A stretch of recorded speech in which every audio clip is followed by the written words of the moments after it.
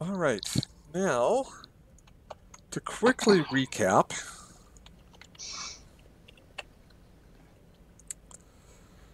the Dauntless returned to the Carina Nebula sector just a few weeks ago and got to witness the Fellathrix, the first race they met in the region, test their first warp-capable ship.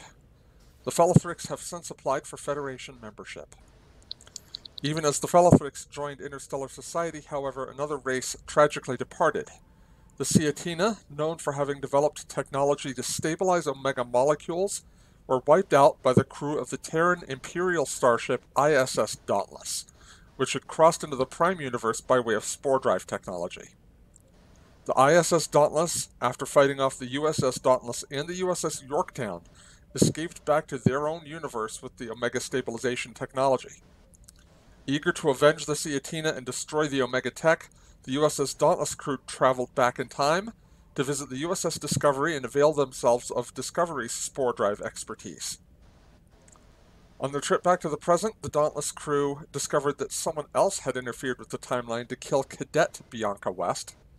Dauntless's captain survived thanks to the ship's temporal shielding, found the culprit, one Damon Tech, and notified the Department of Temporal Investigation to deal with the incident before it could happen. But the time travel has taken its toll on 19, a liberated Borg from an alternate timeline who now finds himself struggling with temporal aphasia. In addition, the Fellathrix application to join the Federation has become stuck thanks to the mismanagement of one Captain Lawrence Stiles III. Now the Dauntless crew must somehow get the negotiations back on track, recruit assistance for the imminent counterstrike against the ISS Dauntless, and save 19 before the entire timeline unravels around them.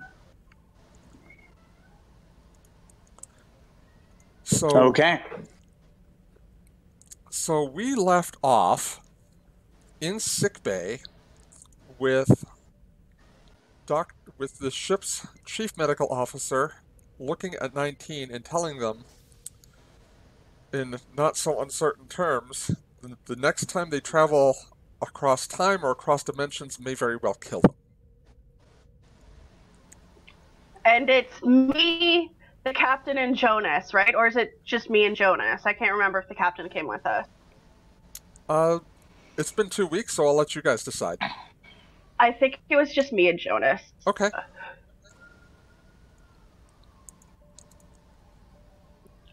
So I'm just gonna look at Jonas.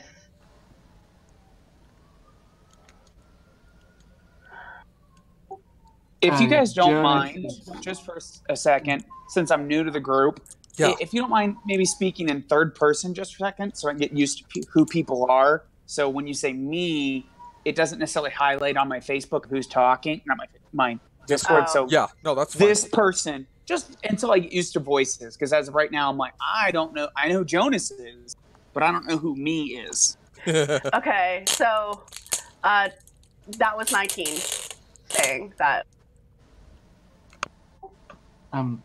Jonas is gonna look very, he's doing his best to control it, but he looks very upset. But he's also thinking, as he looks at 19,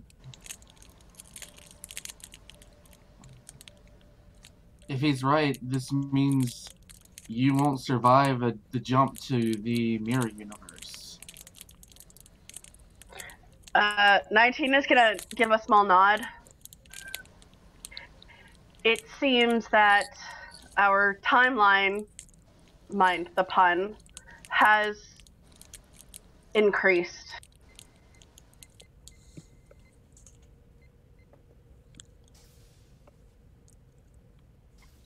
Doctor, if we were to input the temporal shielding, would that do anything, or would it just not work at all?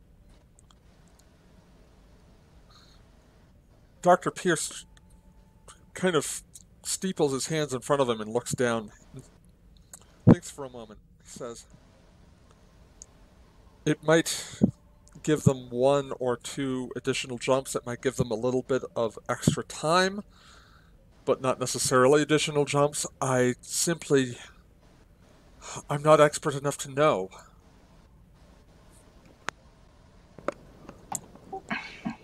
Is it possible to make a roll with my new temporal mechanics focus to try and figure that out?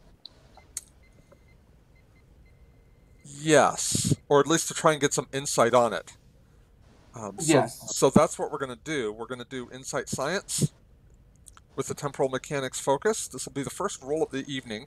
Now, to make a roll, what Journey is doing is selecting the Insight and Science buttons on his character sheet. The statistics themselves actually work like buttons. And then he's going to hit Task Roll on his character sheet with the number 2 highlighted, symbolizing rolling 2 dice. So when you are ready, go ahead. What is The difficulty is going to be 2. Okay, would anybody mind if I took a momentum for an extra dice? Go ahead.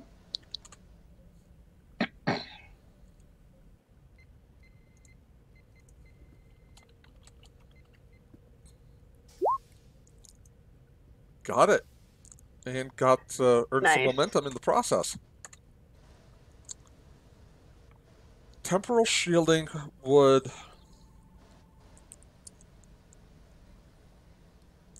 not lessen the effects, but it would give 19 more time until the effects worsened.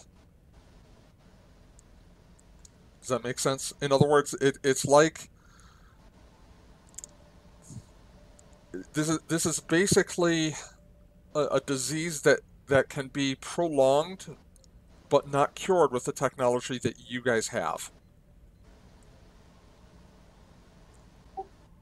Okay. Jonas will 19. I couldn't guarantee how many jumps you could go through, but with the temporal shielding, it's just gonna prolong before it gets worse. And I don't know if I want you to go through that, or if you would want to go through that. There's 19 is gonna kind of think for a moment. There's no certainty either way. It would be a jump of faith, and I am not a faithful person. You may not be, but I can more than make up for that in both of us.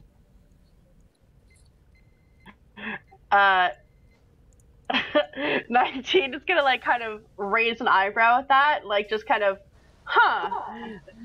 I was raised on Bajor for most of my life. I don't know if you knew that or not, but I have complete faith in the prophets that if you did jump, there could be the possible chance that you could survive long enough to help us and then get back and us able to help you somehow.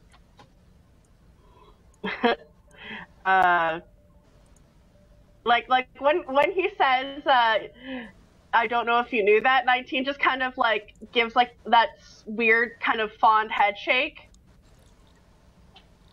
I read your personnel file. I knew you grew up on Bajor, but a location does not determine a person. So.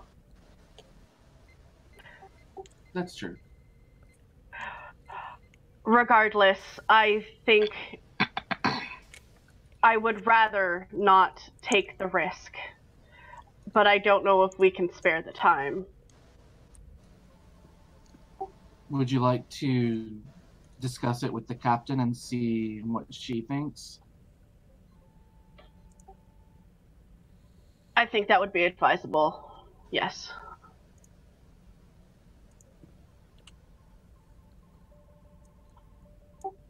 Do you want to go see her, or do you think we should ask her to come see you? 19 is just gonna kind of look at you and like kind of awkwardly motion to the fact that they're like really heavily leaning against the bio bed. Jonas is gonna tap his comm badge. Lieutenant Carden to Captain West. Captain West here.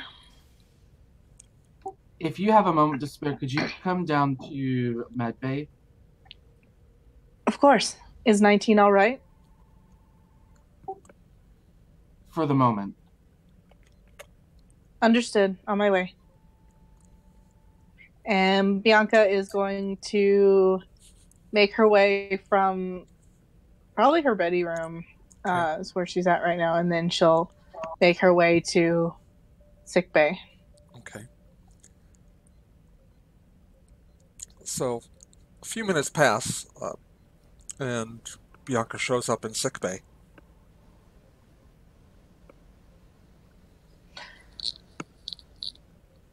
And she looks at Jonas and 19 in turn and says,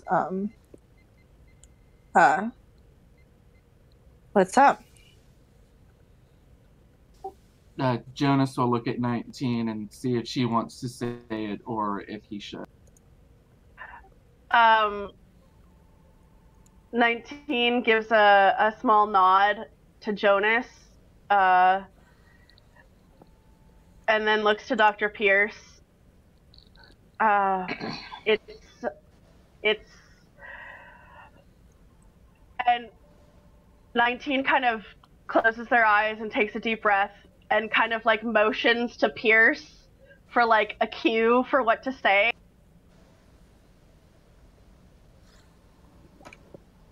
And Pierce, for his part, says, well, Captain, 19 has an acute case of temporal aphasia.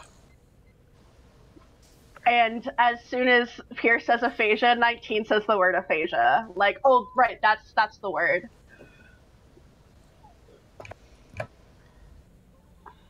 How bad is it?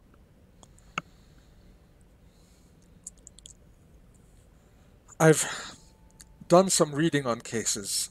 They normally take years or even decades to manifest at this level. I can't tell you how long 19 might have, but I can tell you that another temporal or dimensional jump will almost certainly kill them. And Bianca just nods slowly. Even if we implement temporal shielding and extra layers of it, it's like trying to put a band-aid on a deep bleeding wound. It's not going to stop it. No, I completely understand. Captain, the main cause of it is not just where I came from. It's that in conjunction with the other me.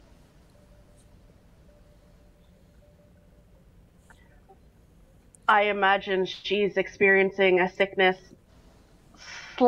much less severe, but we're killing each other.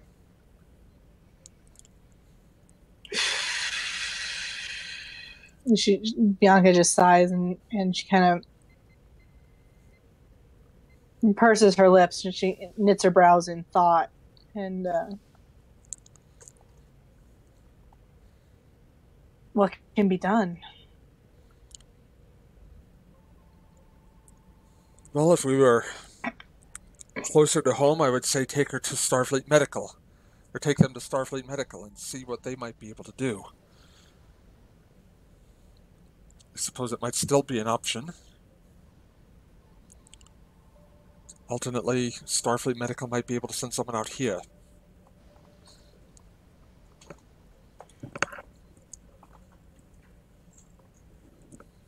Well, it sounds like whatever needs to be done quickly. I think 19 has a few weeks, but that is a cautiously optimistic estimate, Captain.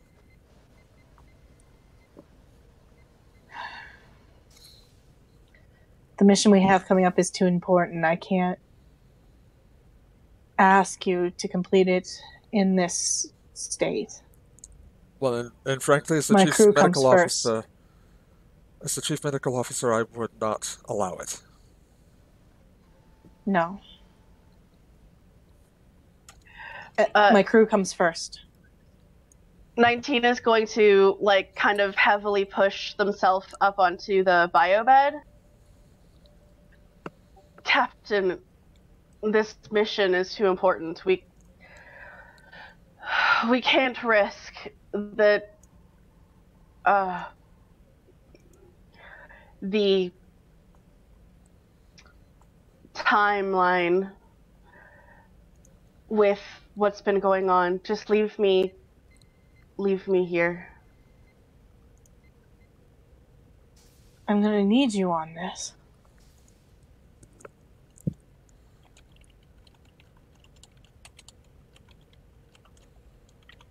We'll figure it out.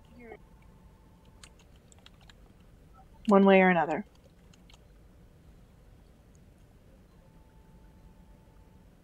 And Bianca just looks back at Pierce and she goes, "Contact Starfleet Medical." Aye, Captain. I want options. Captain. Yes, Lieutenant. I don't think we had time before the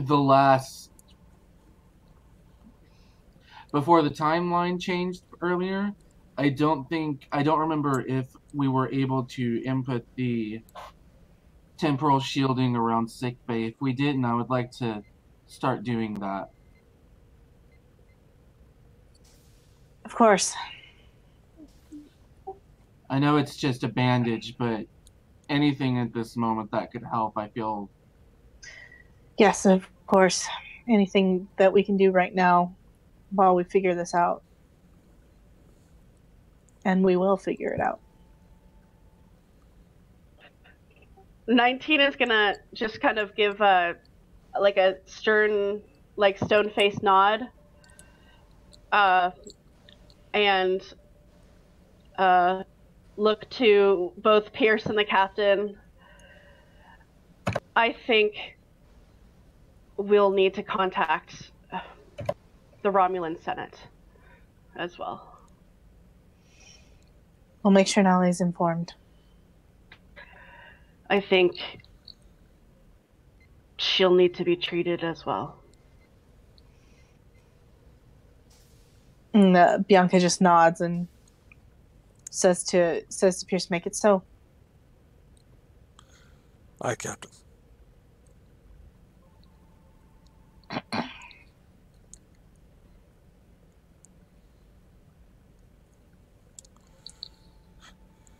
On that note, oh shoot!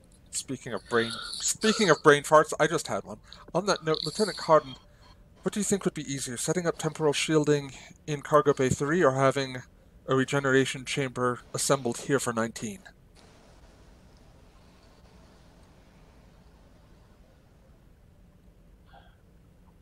I would probably assume 19, where would you rather be? Sick bay or in the cargo bay?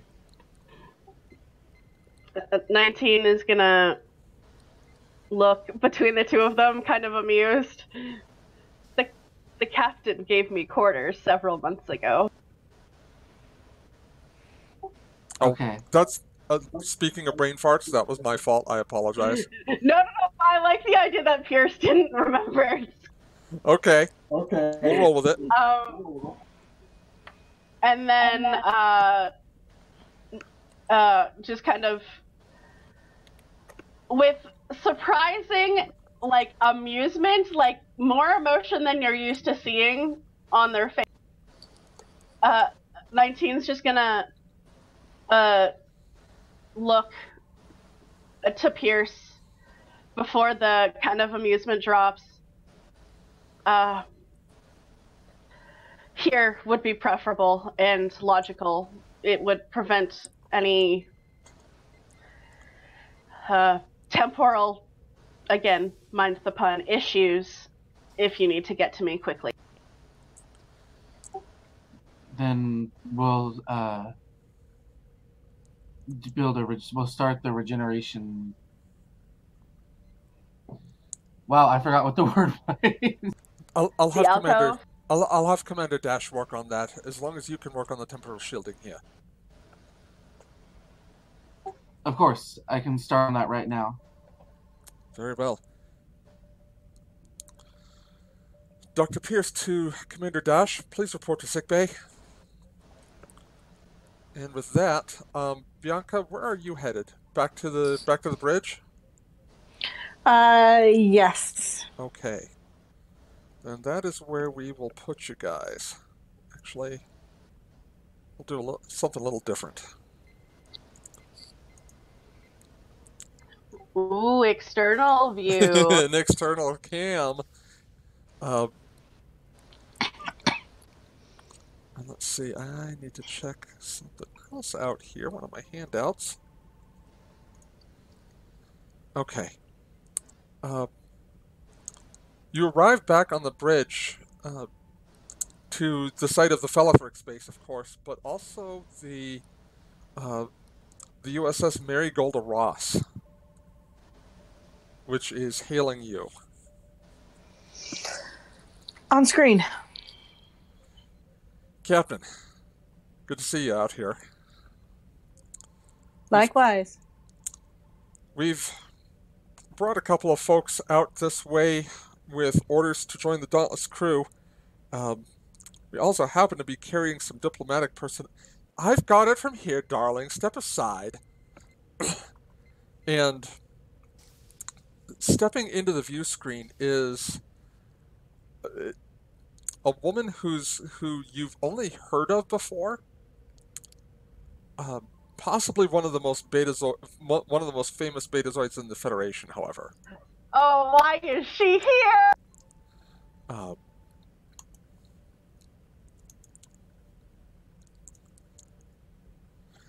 Somebody said that the folks out here needed a little bit of help with this negotiation process. So, of course, who do they call? But the daughter of the fifth house of Beta Zed, the holder of the sacred chalice of Reeks, and the heir to the holy rings of Beta Zed. The rings of Beta Zed. Yes, Mrs. Troy, Ambassador Troy. It is an honor to finally meet you. She actually steps a little bit closer to the view screen and almost filling it, which is impressive given the size of the Dauntless's view screen. It's like a home theater, basically, if you haven't seen it. Oh, a Betazoid captain. How fabulous. And telepathically you hear, how do you do, darling? We absolutely must chat and have cake sometime. And Bianca is still having trouble with her telepathic abilities. Just kind of, she just nods and she goes, verbally, she'll say, we should do that. I'll arrange for it. Loxana's brow furrows for half a second, and you almost don't catch the reaction, but she's so close to the view screen you almost can't not catch it. I don't know if that sentence made sense. I'm just going to roll with it. Well, then I look forward to meeting you. Maybe after I've fixed some of what's going on here. All right, Captain, carry on. And she steps out of the view screen, and the captain continues. Anyway, Captain, we've got a new security officer and a new science officer ready to beam over at your convenience. We'll send him over. Okay. Your ship has a transporter pad on the bridge, right? You want them delivered straight to you? That we do. Okay. Energizing. So, are we aware we're being transported to the bridge? Like, is that somehow communicated to transporter room 2, wherever we are? Because yes. Nobody's ever in transporter room 1. So cutting back to transporter room 2, as you point out, the captain calls down and says, Chief, 2 to transport directly to Dauntless's bridge. Monroe raises an eyebrow when he hears that. My character looks at Monroe too with the not surprised, but more of, oh, this isn't standard protocol kind of look, but, isn't mad about it. Like, yeah. Oh, okay. First class treatment, going straight to the bridge. Okay. She says, all right. Bianca's I have a bag with down me. at his feet at the duffel bag he's toting. Yeah, I got a duffel bag too. I have 2. If he has 1, I have 2. I have 1 more bag than whatever he has. Oh my God. 5 bags. 5 bags, McGee. Yeah. No, just there plus are 1. 5 bags. Yeah, exactly. Yeah. Her Royal Highness's matched luggage. Infinity plus 1 bags of luggage. Right. Exactly. So. All right. Bianca's getting out of her chair and, of course, greeting them on the transporter platform. Okay. Let me bridge. Rewind just a bit so I can wrap up the scene. And she's probably tapped Bosch on the shoulder and is like, "Hey, you're coming with me." all 10 feet. I swivel the chair around. He peeks out. Hello. So, yeah, you guys materialize. Oh, let me see what we've got here. I know we have a bridge shot. We do. I've got a few of them for situations just like this, where one wasn't ready, but the other was. You materialize onto a transporter pad on this bridge that looks like it would be big enough to house a football field. Yeah, that Star Trek Online just doesn't have an understanding of space, that's for sure. Yeah. Well, you know what? In the case of the Odyssey's bridge, they kind of do. Like, well, the Odyssey's huge. Yeah, like, it's just the Odyssey's ridiculous. huge, and so is its bridge. Half of it is bridge, like. Yeah. Bianca has to project. And as they materialize, Bianca smiles, and you see a 5'7" woman standing before you, and she's blonde. She's got one side of her head shaved, and it's a bob on the other side. And she has blonde hair and brown eyes, dark brown eyes. She's wearing her captain's uniform, which has the white shoulders with the red stripe across the chest. Star Trek Online Odyssey style. And she says, "Gentlemen, welcome to the Dauntless. I'm Captain West. And this is my first officer." And she gestures to the blonde Bajoran to her right. This is Commander Bosch Anjar. He's 5'8", 1 inch tall. Captain first.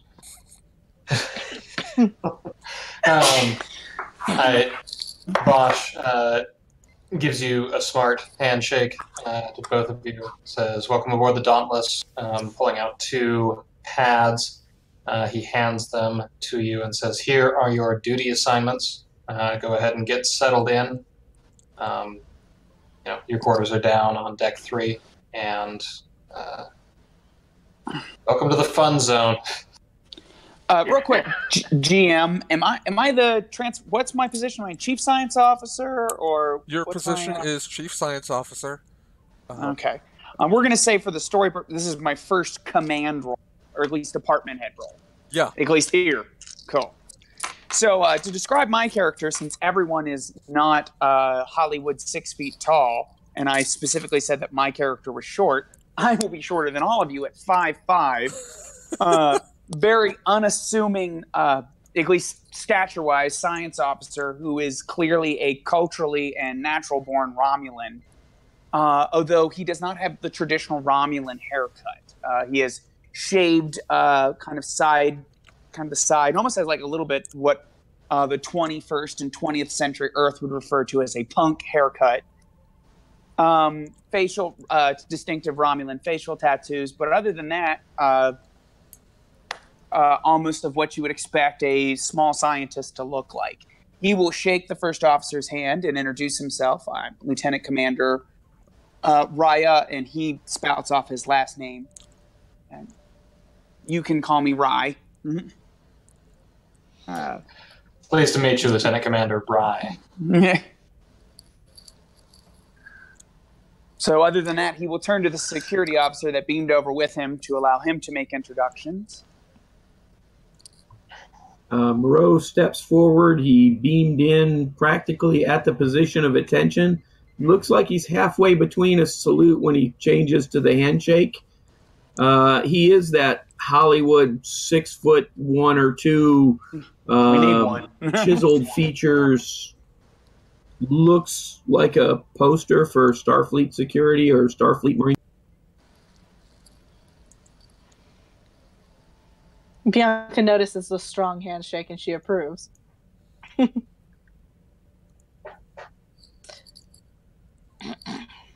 And she As he shakes the captain's hand, he says, "Sir."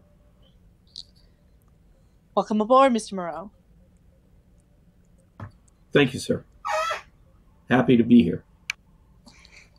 Of course. And Bianca's going to gesture over to the technical station and the science station. At the science station, you notice there's a dolphin. Okay. At the technical station is a Cardassian Mako. And she's just going to point over and just highlight those two consoles. And she goes, "Those will be your duty stations. That is Gunnery Sergeant Bitz and Lieutenant Catalea over at the science station.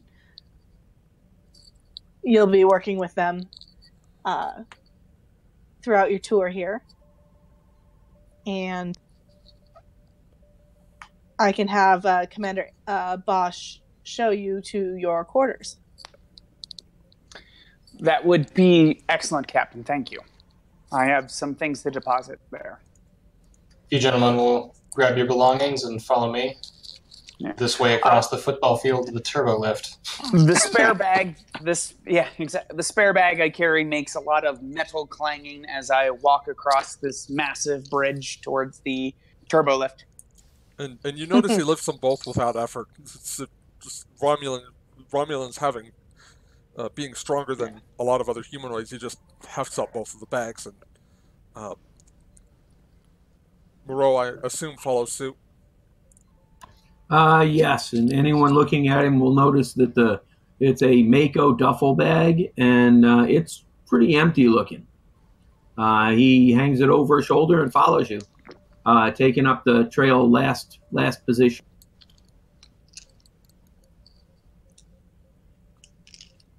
I guess we're adjourning off the bridge, our little trio. So wherever the scenes are going. Okay. Actually, I will be right back. So, yeah, we'll just pause for a moment. Sounds good. And Riveting conversation in the turbo lift. for the all of like 12 seconds it takes to get down to deck 3. Yeah. Crew quarters and wet bar. Yes. If you attempted to engage him in conversation on the trip from wherever we came from to the Dauntless, you'd find out that Lieutenant Moreau is not necessarily a scintillating conversationalist. We actually get along just fine, especially my character is to have the culturally appropriate amount of human conversation, and then after that is relatively quiet. So Bosch is like going down the turbo lift, like, should I say something? Should I just leave it? So if he seems to be, especially Lieutenant Monroe, having seen him interact with several people, he's always very chatty at first to kind of establish a rapport, and then after that, he's relatively quiet. Nice. At least right, yeah. Like, oh, hello, yes, oh. Oh, let me tell you about the sunsets over It'll be Romulus. awkward. It'll be awkward in the captain's mess when Bianca's trying to, keep Incidentally, up the conversation. my character. So you will discover very soon that the clanging in my extra bag is my character is a cook. So he likes to actually cook. So captain's mess, incidentally, might be kind of fun because you might have something to talk about. And unlike William Riker, I'm kind of okay at cooking. Definitely unlike Captain Janeway, because she's terrible. I'm not amazing. Nobody's for their personal chef, but nobody's. Worf isn't the only person excited about my food. Something tells Reese is going to get along great with him because he does cook as well. Nice. Alrighty, let's see here. We will cut back to 19 in their regeneration chamber. Oh, good. This is always fun. In your regeneration cycle, because you and Dr. Pierce have determined that longer regeneration periods might also help stave off the aphasia. Cool. Unlike most regeneration cycles, however, you find yourself dreaming in this one. And it's nothing too out of the ordinary, I mean, or wouldn't be too out of the ordinary, except that it's set on a Borg vessel. Love those Borg dreams. Right, and it's very routine, very mundane. Just 19 is basically doing wellness checks on other drones while they're in their regeneration cycles. So looking them over with their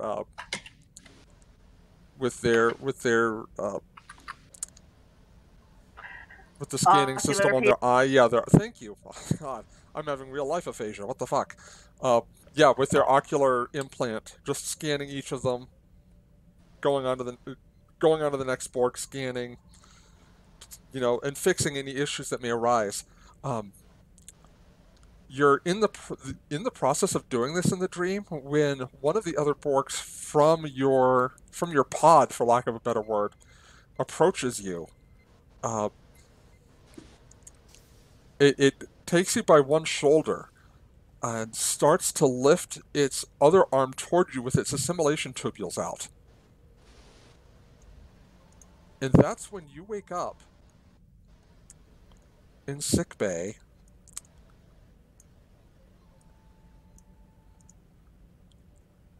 to see a Borg face that you recognize with one hand on your shoulder and its assimilation tubules out. Fuck! Okay. Wait, do I recognize this Borg? You do. Actually? You actually recognize this particular Borg. Oh, okay. It's, let me pull it up here. Oh, no.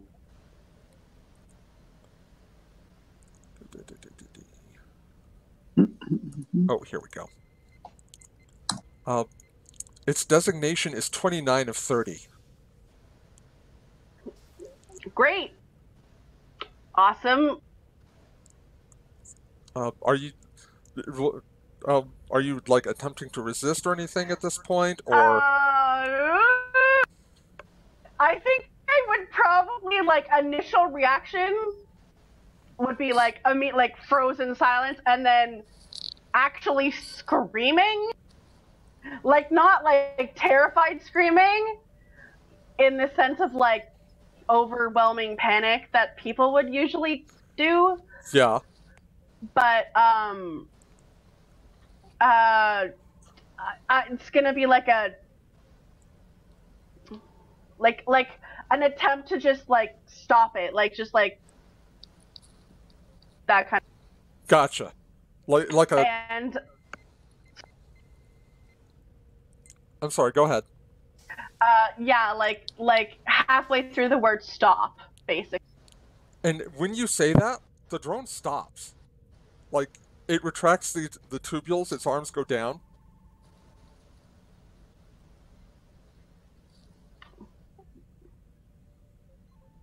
19. What were you attempting to do? You are 19 of 30. I am 19 of 30. You are injured. I was attempting to heal you. I am regenerating to repair the injury.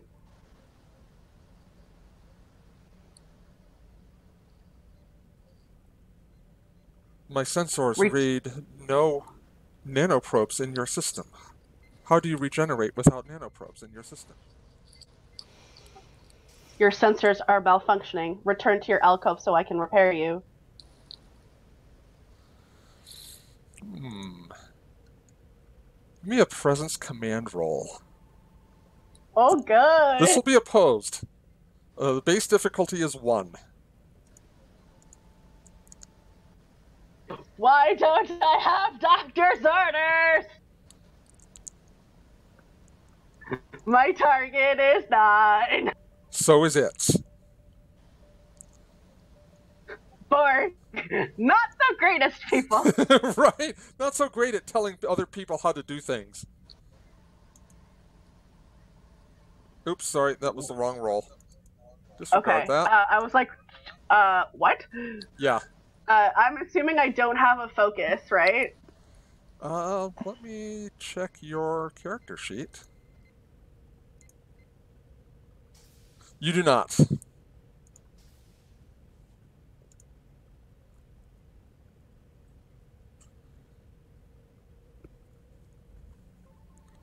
Oh, Ty. Yep.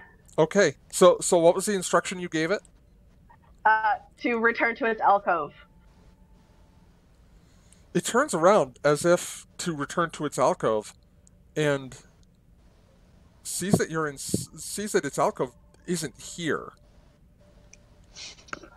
Oh no. It turns around back to you and says, I do not understand. We are no longer on my vessel. Okay, so,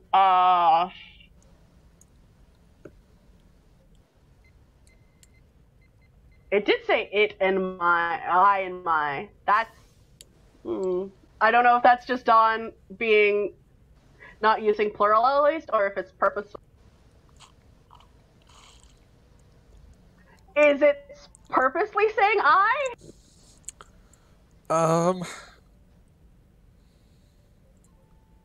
Or is that you not plural? It is purposely saying I the same way that 19 purposely said I the moment that they were separated from the collective. Like before anything else happened. Like the moment they lost contact, there was this program that allowed them a certain level of autonomy. Oh, okay. And you like suspect, a questions like I? Kind of? Right? Yeah, like if basically. it was possible to do inflect. Oh boy.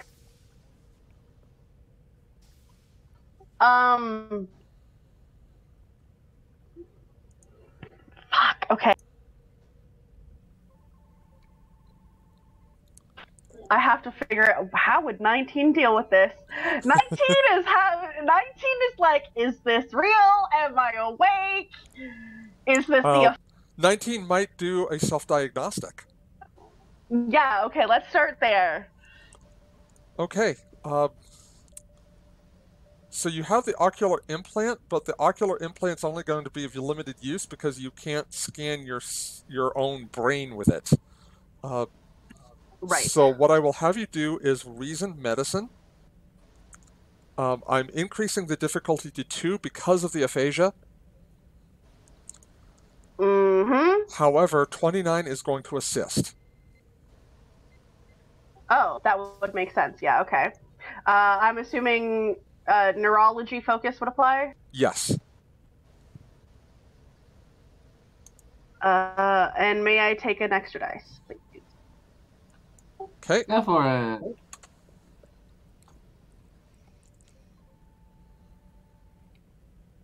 Holy shit. Okay, I said that the difficulty was 2. Yep. That is 5 successes. You are maxed out and you No, have a 4, momentum to 4, burn. not 5. 4. 1 plus 1 from 29's assist. Oh, right, yes. So what the hell? You perform a quick self-diagnostic check, and your systems and your mind appear to be functioning properly. You recognize this Borg drone, 29 of 30, tertiary adjunct to Unimatrix 652. They appear, for all intents and purposes, to be physically there. You are awake. Your life vital signs are registering an awake state. Your brain patterns register the correct wavelength, basically.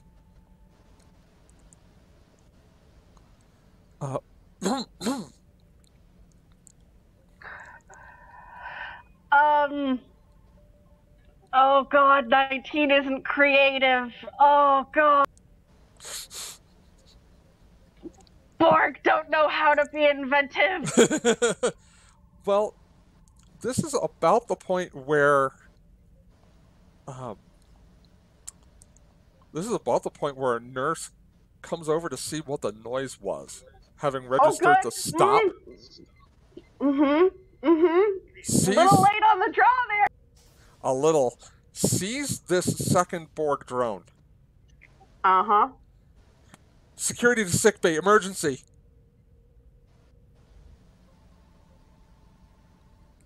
At which point we will swap over to Lieutenant Moreau,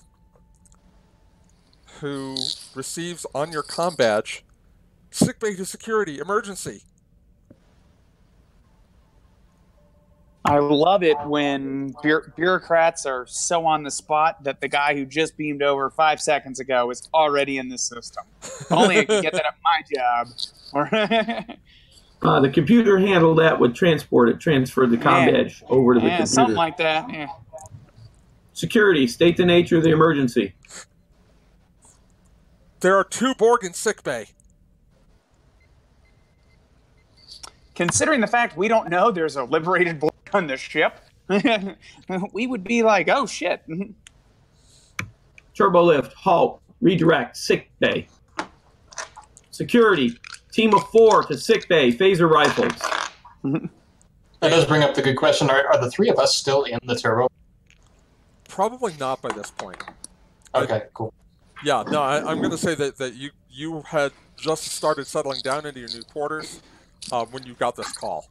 Also, is it possible, and just for narration, we dropped off Lieutenant Monroe first so I can hear him run off and thus be involved in the scene, if that's all right? Yeah, I'll let like you guys do that. You guys will both be on the same deck, so. Yeah, well, I just, like, oh, here's your room. Beep. Oh, wait. Oh, no. And then we, like, drop our stuff and run or whatever, Yeah, if as long as that's cool with Bosch, I'm cool with it. I'm down with it. Okay. So that's what happens. He is. You see, you guys head him off. Bosch, because you're the first officer, you also get security to sickbay emergency.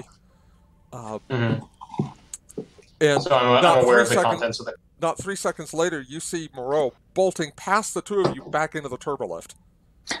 I will accompany Mr. Monroe silently. I drop my stuff at his door. Yeah.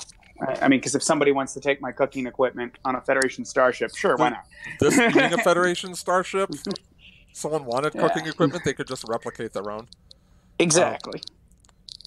Yeah, I opened the door. I tossed my duffel bag in. The call came.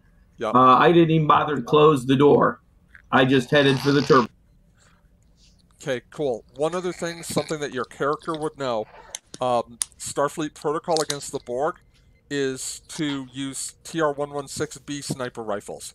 They are slug throwers, and the Borg do not adapt. So we'll retcon that instead of saying TR-116s. Yeah, that's kind of what I figured. We would retcon instead of phaser rifles, TRs out.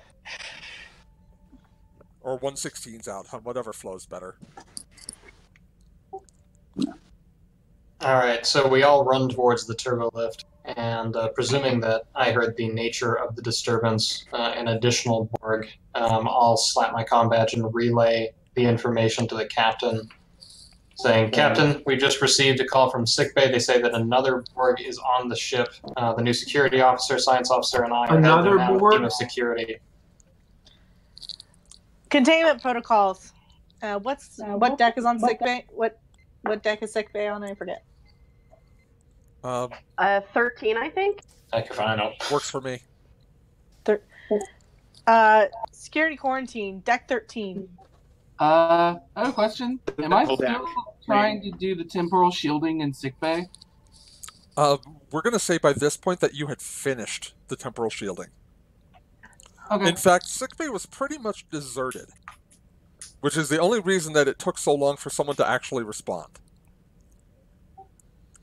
Okay. Okay, yeah, and at this point, Moreau is kind of looking at you, Bosch, like, what do you mean another Borg? I'll quickly explain to the two new recruits that we currently employ a liberated Borg drone from an alternate dimension, according to her personnel files, or their personnel files, excuse me. Strange enough, the lieutenant commander's unfazed by any strange bullshit that comes up. Whether or not he really is or not, but his face is deadpan. How do I identify your Borg from another Borg?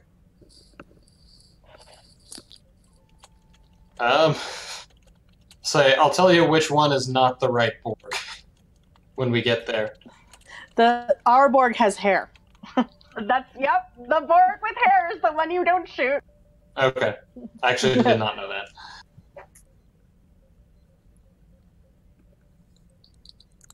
All right, so you guys arrive in sickbay moments later to see to see this second Borg, as the orderly had said. What? Not taking any aggressive action, and apparently in a conversation with 19. Oh, okay. It didn't make any actions towards the orderly. It only turned to look kind of confused because it's still trying to kind of register where it is. Okay. We'll bust in. The doors slide to the side, so we can't kick them in. But it's got that feel. And I'll bark out, 19, report. It came out of nowhere. And is there still like a rip in front of me? Can I still see that? No, you're not sure exactly where 29 came from, in fact. Oh, weird. The whole situation unfolds before the lieutenant commander walk nonchalantly over. Ooh, yuck. Say again? Before. So, oh, God. He just walks in, like, picks up a tricorder and begins to scan. He's slightly sneaky about it, but is definitely not like a ninja. God, just like, okay. Oh, there's, let me scan this. Our lieutenant commander phases into another dimension. The weirdest part is his mic's on mute, but he's still talking somehow. Oh, he might not be in mute in roll. I've got audio off in roll 20. No, I think that he muted it, but the communication was still being drawn out as the server was attempting to serve it to us. Probably a bandwidth issue on his end, because I've been noticing him dropping in and out of roll 20. So, I've got iPads and our wireless. So as long as you guys can hear me, I'm here. So, yeah, that's what my character does while they're rolling. Worry about my chat. Let the role play happen. But I just wanted to. We don't know what happened because you kept coming in and out. As far as I heard, he whipped out a tricorder and began to scan the new drone. And I'm sorry. Allow me to repeat then, if we didn't hear. The lieutenant commander walked walks as he has the deadpan as if this is a Tuesday. Walks over to, I'm sure there's a tricorder on a desk, picks it up and begins to scan, not clandestinely, not secretive, but as if there is just, this is Tuesday and I'm doing my job. So that is, I'm sorry if I in and out. I hope everyone heard me this. Yeah. And I'll repeat because I did hear it. Lieutenant Rye just kind of looks up, looks at the Borg, pulls a tricorder off his uniform, and just starts going to work. Just starts scanning. Like, oh, okay, here we go. I'm gonna go ahead and make the roll for you since you're not in roll 20 right now, if that's okay.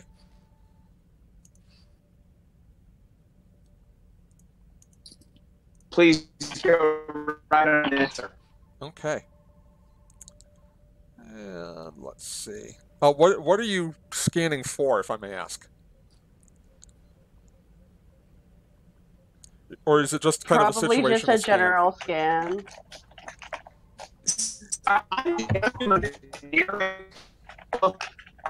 Scan, not really, because all I know is we have Borg. The Borg not scabbing people with nanotubes. This is different. So I'm just scanning for general info that the tricorder is going to. Got it. Or whatever.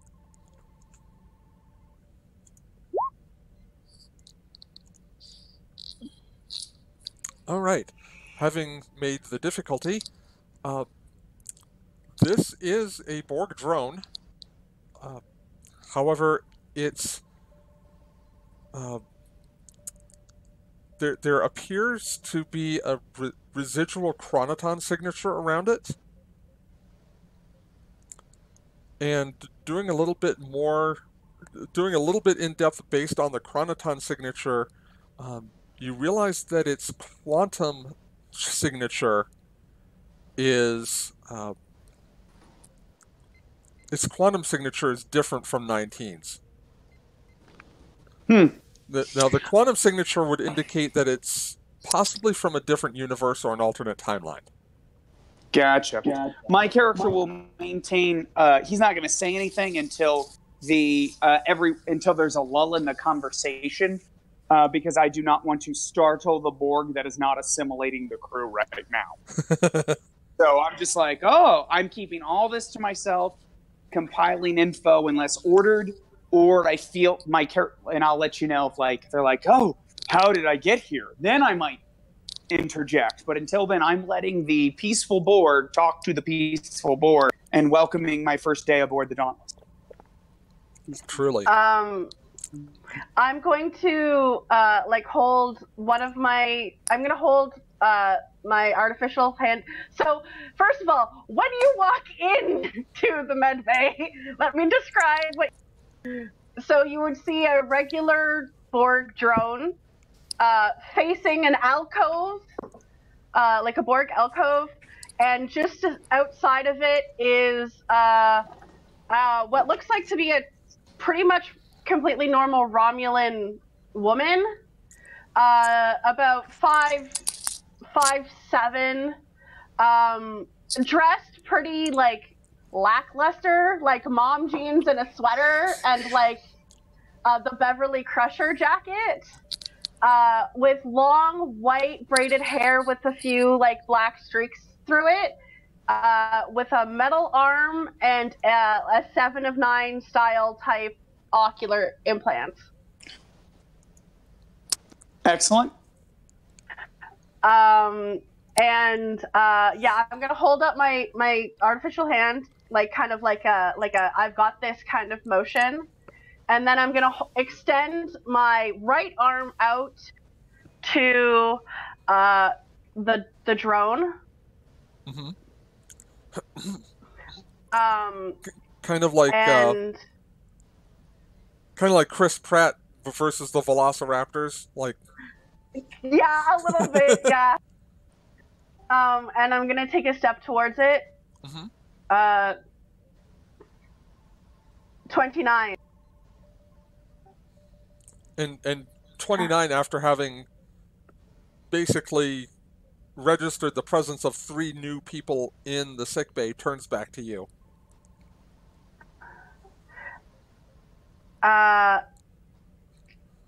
Interface with me, and I'm gonna hold my hand out.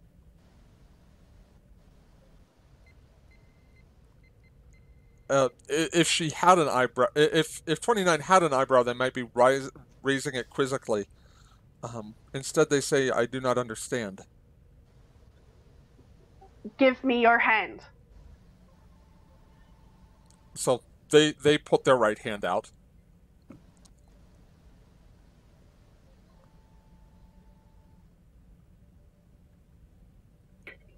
Basically, I'm going to use my extraction tubules as a way for them to assimilate all of my information. Okay, what are you giving them, or are you just kind of giving them an open pass? I'm giving them basic quantum information, and this is where we are, this is what happened, through some sort of anomaly, you are now in this universe, basically. Gotcha. The basic scans of the universe I got when I first arrived. Mm-hmm. And basically telling it don't hurt these people. Trying to, I know that Borg don't have seniority and everything, but I'm trying to make it comply. I see.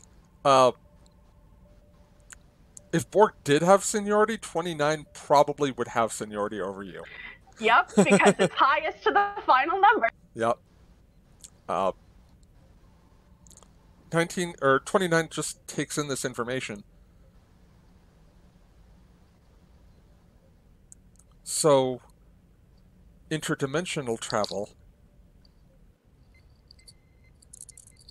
explains the what, but not the how.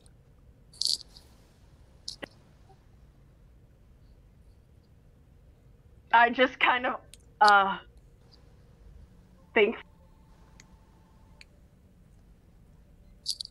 And then I'm gonna notice all of these other people in the room. Mm-hmm.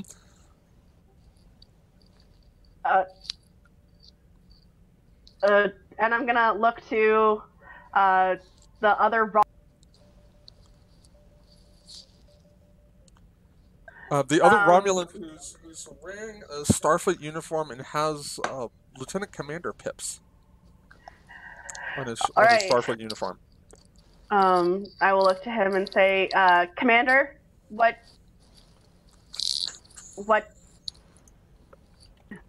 have you gotten from your... Jolan True, 19. I'm assuming I would have picked up her name through this. Yeah. I have been able to detect that there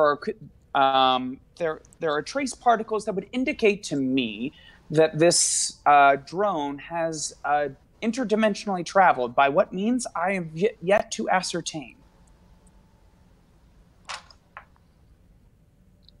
I think that it pretty much indicated all the information I got, at least from the scan. If your new compatriot is willing to submit to further examinations, I might be able to determine how he arrived here, as I assume he is not a member of the crew. He says with a small smirk.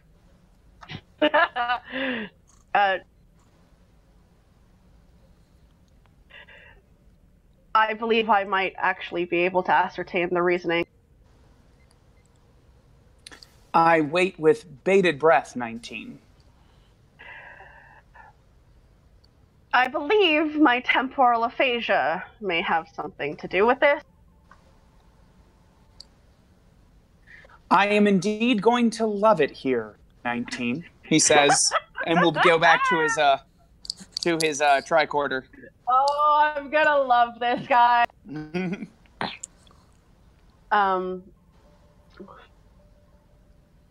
At this point, I'm going to have everyone except for Moreau give me an insight security check, difficulty 1. All right, let me pull my shit up. Gotta log back on here. Give me 1 second. Oh, no worries. Your bandwidth seems to be doing better, at least.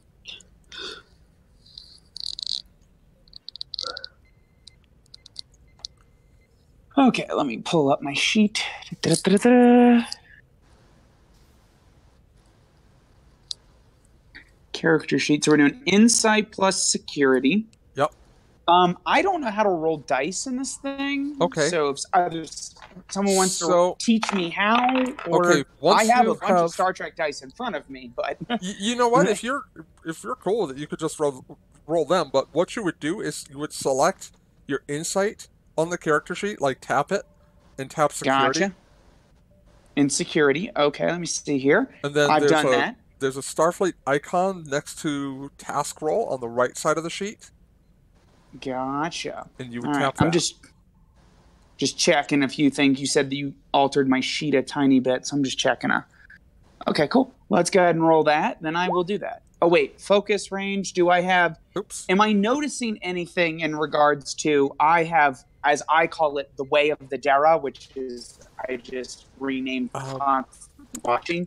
Am I for anything that's hidden, anything like that? Because then I get the mechanics to that. No. Okay, cool. But you're actually tapping the top Starfleet icon, not the one on the bottom.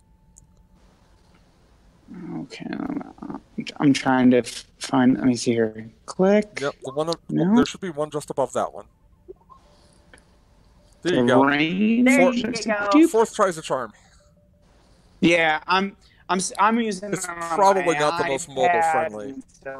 Yeah, it's just because my computer likes to lock up all the time, and that was. Yeah, no worries. Hey, maybe next time I'm in Denver, I can take a look at it for you. Oh yeah, I mean it gets the job done. Nowadays, the iPads are so fancy. Right. You know, I can pretty much do everything. Half of this I use this for is LARP stuff. Oh, nice. Now I can do 90% of it on here. Yeah. Anyway, everyone having succeeded. Cool. And the reason I didn't have Moreau do this check is because he's been watching 29 the entire time. He has not taken their eyes off of them. But as you guys are conversing, you all turn up, just kind of register 29's not there anymore. What? Typical Tuesday. I have a question. How's Jonas's head? I feel like I'm going to do the new Trek Scotty thing. I like this ship.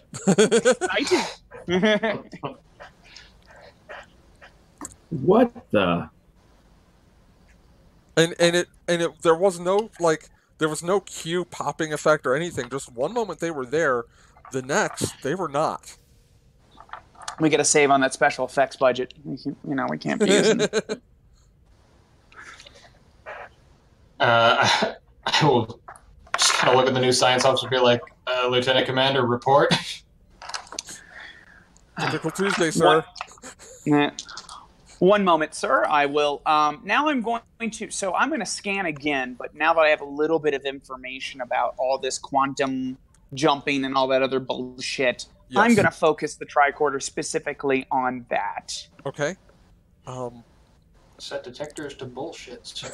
Yes. Incidentally, now I have quantum mechanics as a specialty. I also have, which I doubt it'll apply unless you wanted to, I have forensics as well as my focus, excuse me. Yeah, not so much an investigation thing here, but the quantum mechanics focus definitely applies. Cool. Difficulty here, because you've just watched it happen and because you've got the earlier scans, I'm going to lower it to 1. Gotcha. So is that what's the check? The check is reason science, and same thing for you, Moreau. All right. Did it roll? It did. It did. I can't see the results on here. You guys tell me I roll, and I believe it.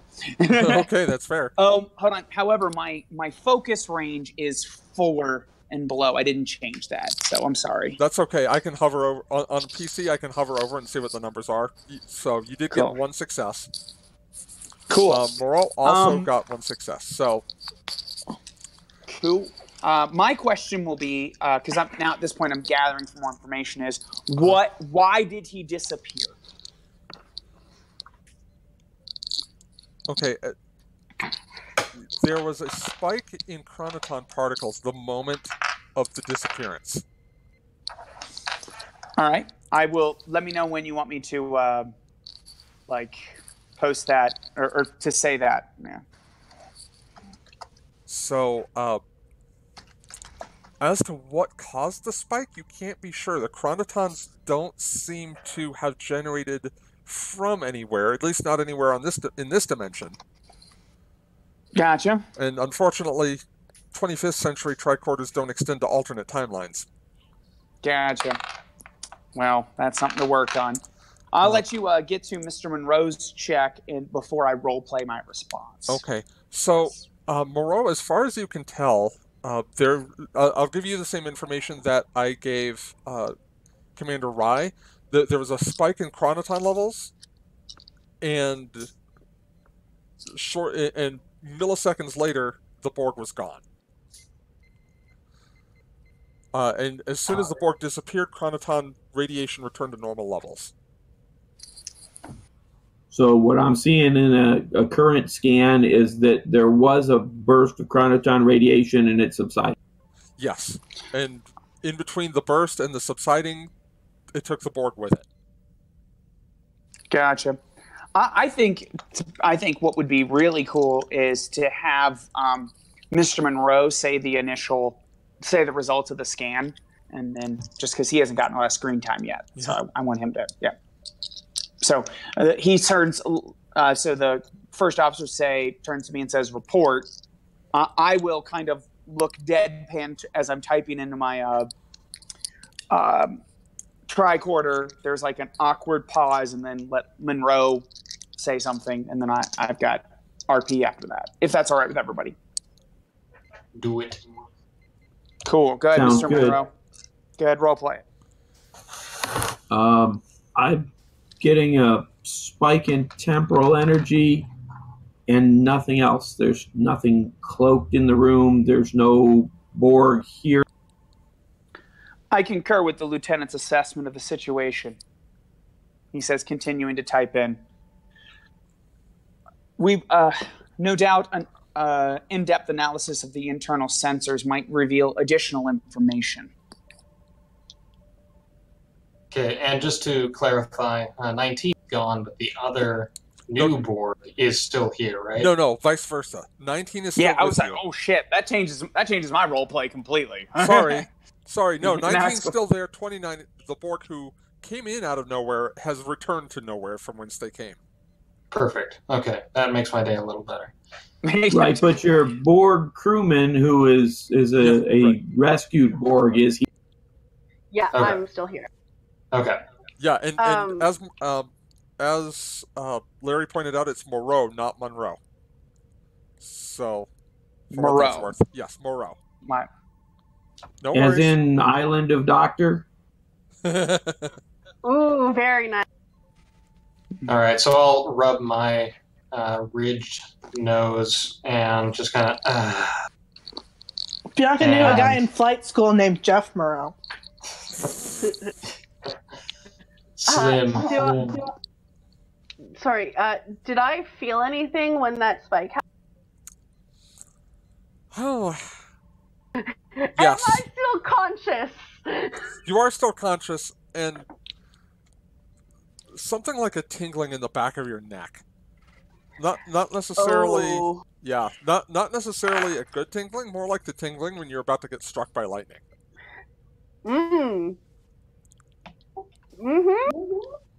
So, would I have felt any of that from wherever I am?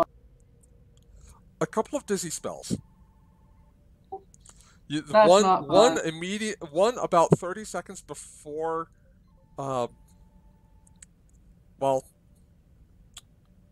about 30 seconds before a call came into to Gunny's panel on the bridge with notification of the security emergency in sickbay, and once just a few seconds ago. Jonas looks pale, and he doesn't feel good. Yep. Moreau, you're taking a scan of 19? Yes, I'm going to scan 19, and while I'm taking the scan, I'll tap my comm badge and say security team scan down. Okay. This is going to be a reason medicine check, actually. Sorry, should have No started a problem. little sooner. I will assist the lieutenant. Okay. I'll just roll that d20 here. I actually got a 1, so I got 2 successes. Nice. Nice. Yeah. Okay, so that's 2 successes with 1 complication. There we go. At least Three we're successes balancing with out luck. the universe here.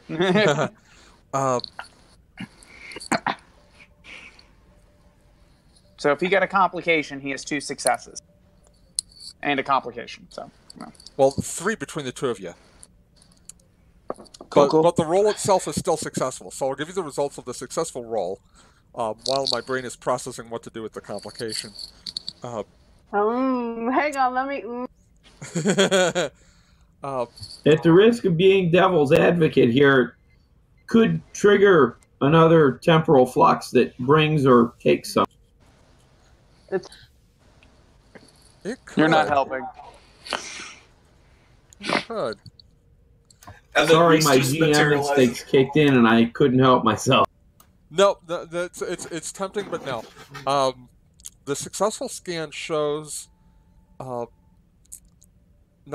brainwaves are somewhat elevated, like above the baseline for what a normal, what 29 showed. That's the baseline that you have. Some of that is undoubtedly the temporal aphasia, but there are some other anomalies in their brain pattern as well. I'm gonna kind of lean against the nearest circle and tap my comm badge. 19 to Dr. Pierce. It takes a moment. Dr. Pierce here. Go ahead. Sick bay, please. Yes, I'm on my way. And it sounded like he was asleep for a moment, like just coming out of a sleep. But when he heard your voice, like the burst of adrenaline got him instantly awake. So it's not going to take him long to make it into sick bay.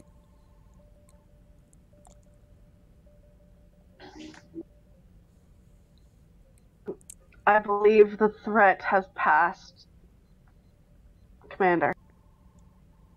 And I say, all right.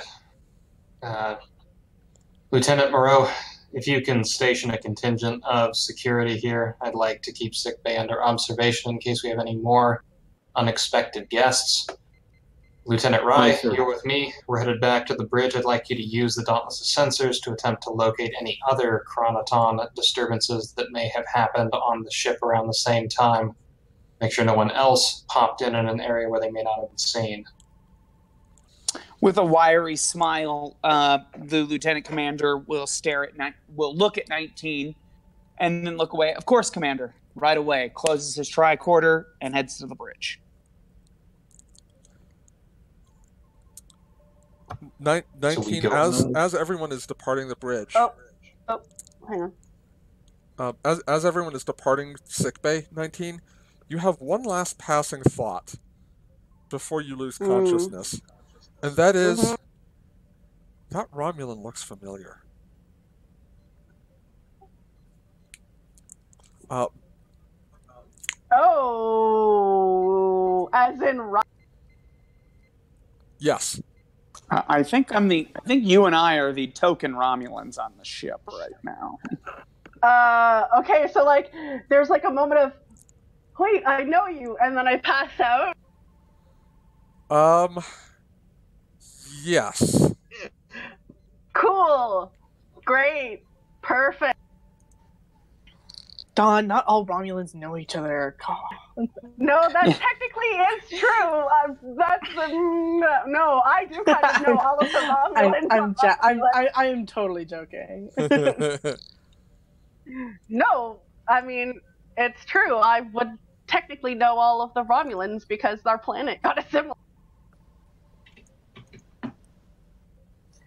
Right. Just 4 things. Give me just a second here because I am halfway through my second bottle of water. So I will be right back. I thought he was going to say bottle of wine. I was going to be like, this game's going to get better and better. Right? No doubt. No, bottle of water, but hang on. Don doesn't drink, unfortunately. So I'm there not won't gonna be no judge drinking and people's- GMing. I mean, I disagree with that, but I run LARPs. So, you know, that's a Well, not That's in a this totally game, different- anyway. that's a totally different animal, that's for sure. Other I games, had however. when I GM'd for the first time, I had to really resist the urge to take a shot of tequila. I was so nervous.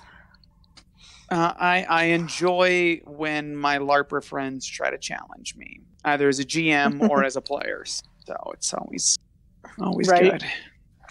Mm-hmm. Yeah, out here in Denver, we just started up a new chapter, and we have 100 people playing, which is freaking huge. So that's exciting. Dang!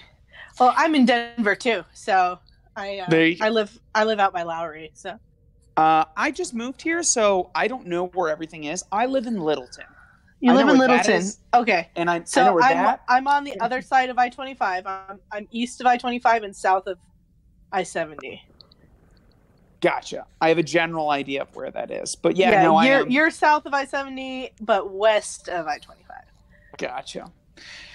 But yeah, no, we've been starting it up. It's tons of fun. So if you do find yourself in the hankering need to LARP, you know who to talk to. Right on. Yeah. About 3 years ago, I was living 60 miles east of Colorado Springs out on the prairie. Oh, I got family out there, in-laws. Yeah. I'm heading out to Colorado Springs to LARP tomorrow after my Vampire the Requiem game I run here in the morning. Nice. I game a lot, by the way. Nothing wrong with that at all. I didn't think I we could worked in tell. the Springs, but my commute was like an hour and 20 minutes both ways. Oh my god, I would have torn my hair out, which I don't have very much of as it is. That's why I keep it short. That's the secret. You're not the only one. Alrighty, so we're not going to change scenes just yet. We are actually going to have 19 wake up. This time you're in like the surgical bio bed, and Dr. Pierce is standing over you. Says, 19, how do you feel? Are you all right? Functional. I feel functional. Well, then I must have done something right. When I came into sickbay, you had collapsed, and so had your brainwave patterns.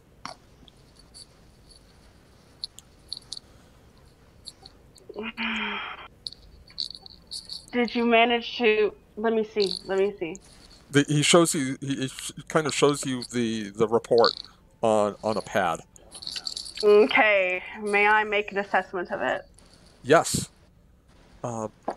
Reason security difficulty. I'm going to increase to 3. Security? Do you mean No, medicine? I mean medicine. Yes, I'm sorry. Yeah, attempting to phaser your way through your own files. Right? Hey. Also, there are 2 security personnel outside the door. Do you know what that's about? As I'm reading, I will explain what happened. So reason security, difficulty 3. Reason medicine. Sorry. Yes, reason. God, now you have me doing. I know, right? This is the night of brain farts. It's in character. Shut up. Do I have? At least a focus? you have that excuse. I'm just an old fucker. Yes, I will say one or more of your focuses applies. All right, and may I please have an extra die? Sure. Go for it.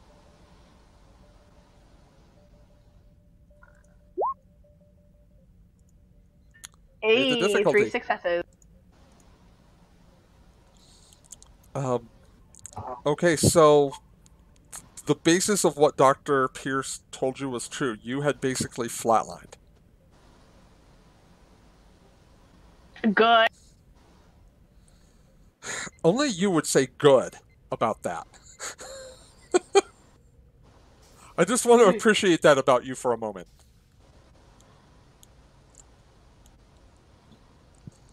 Well, I'm still here. So he definitely did do something, right? Yes, he did.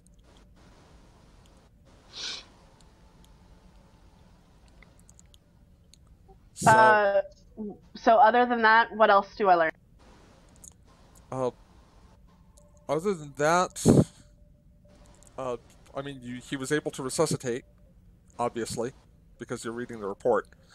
Yeah, clearly. Your condition is back and stable, although his report recommends keeping you in the biobed at this point. Okay. Has the captain been informed? No. And as you're the patient, I wanted to ask you if you wanted me to do that. But additionally, I wanted to ask, do you have any sort of end of life preparation set aside? I wasn't aware that was a common thing. Among many species it is, including Romulans.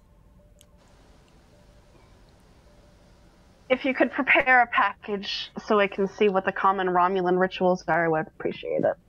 Of course. Sickbay to Bridge. Bridge here. Captain, I'd like you to provide you an update on 19's condition. Would you prefer I come up there, or would you prefer to come down here? I will come down here. Boss, you have the bridge. As they disconnect, I'm gonna look back to Pierce. Have you heard from Starfleet Medical? Nothing yet. It's only been a few hours. I'm hoping they'll respond soon, because I am increasingly starting to think we're running out of time. 19 actually kind of cracks a smile. The aphasia, it seems, has increased my humor. I wish I felt better about hearing that. The ship that Naale is aboard is within the nebula. You should be able to contact it. Well, I think the captain may have already, but we will contact them again and let them know about the urgency. And Bianca definitely did contact them. I figured as much. I don't know like what came of it or anything, but long and short of it would have been they're on their way to the Felothrix system. And I'm gonna look to back to Pierce before anything happens. Could you also ask Lieutenant Cardin to come? Do you want me to ask him to come down now? I am unaware of our situation. If he is capable of attending, then yes. If not, he needn't bother. I think he would want to bother given the circumstances. I'll send word.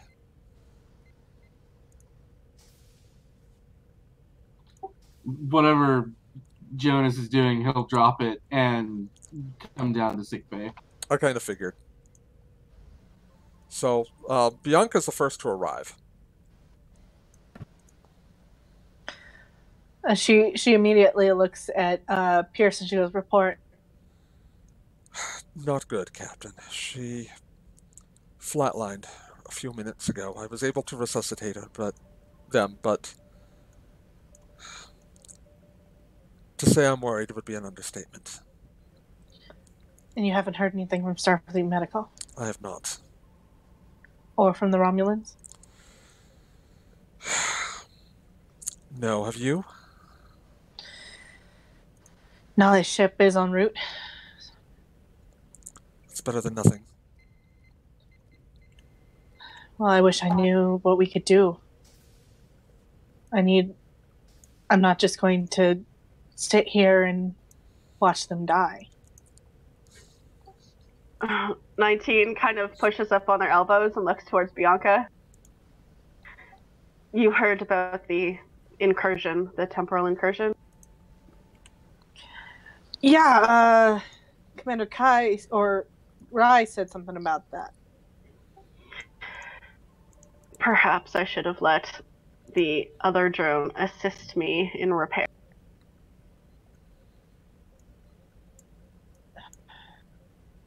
Well, I'm actually glad that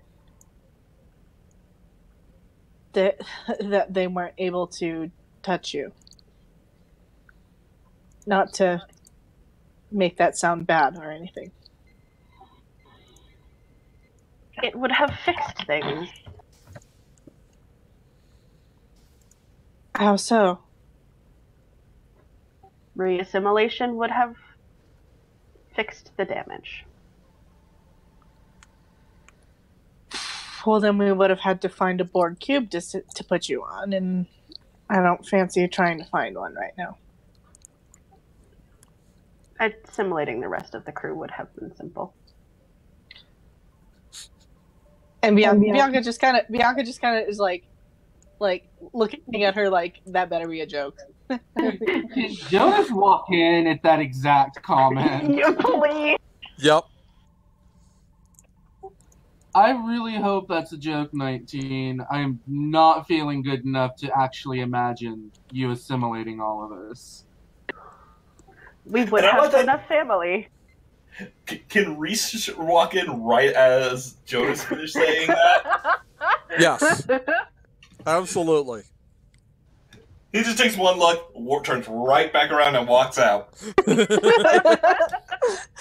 I'm tired. Jonas, by the way, looks pale, and he does not look very good at the moment. You should have the doctor look at you, Lieutenant. I'll be fine once things stop appearing in and out of our universe on our ship within 100 leagues of me. I apologize. It's alright, it comes with being me. And, to be fair, with being in the Carina Nebula. That too. And I'm just going to look to Pierce so that Pierce can tell Jonas what's going on. So, Jonas, Pierce starts filling you in, especially on what happened the last few minutes. This is actually... Captain Lieutenant, if you could step into my office for a moment. Of course. Bianca kind of like lets Jonas precede her.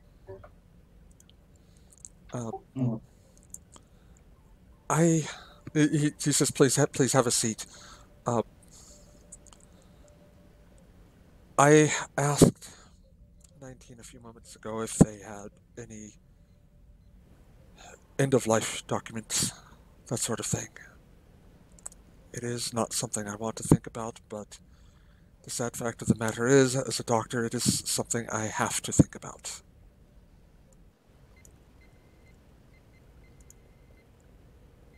Bianca just nods. Do either of you know of any wishes that they might have expressed along that line? Not that I can recall.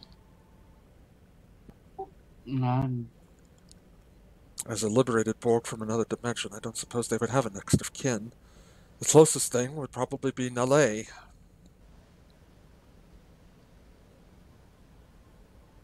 Did you say that you had sent a message to the Romulan Senate, Captain? Yes. Nale's ship is en route. Okay. It'll be good to have them here. I'm not sure what it would provide, but even comfort is something we have to strongly consider at this point.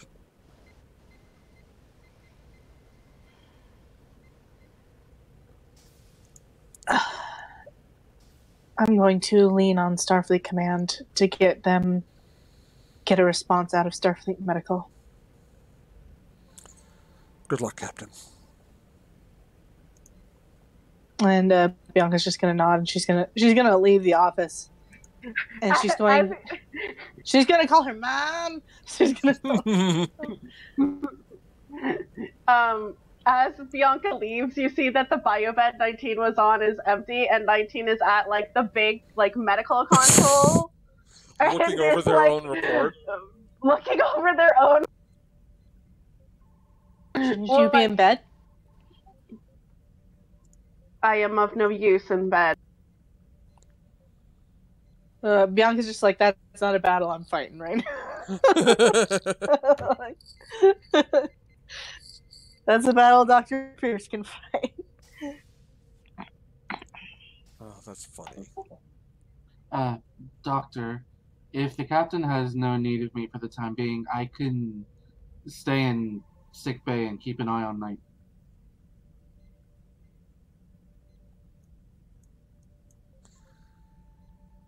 I would not be opposed to that, actually.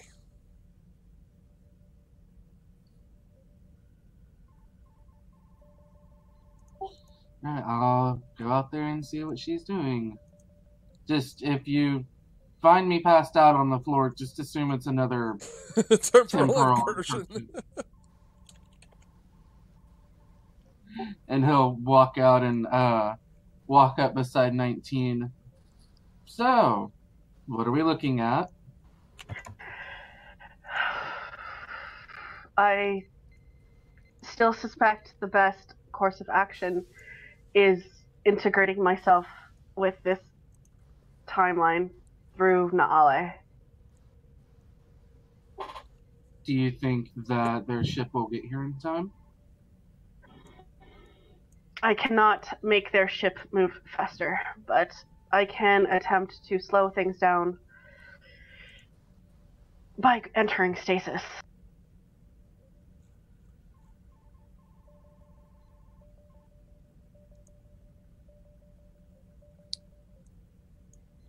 Okay.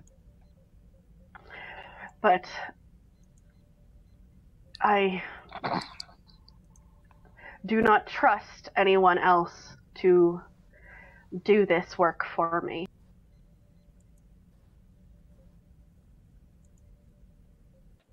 That's understandable.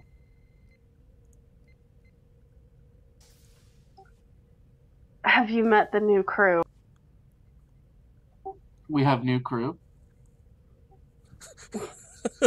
Jonas has been kind of out of it.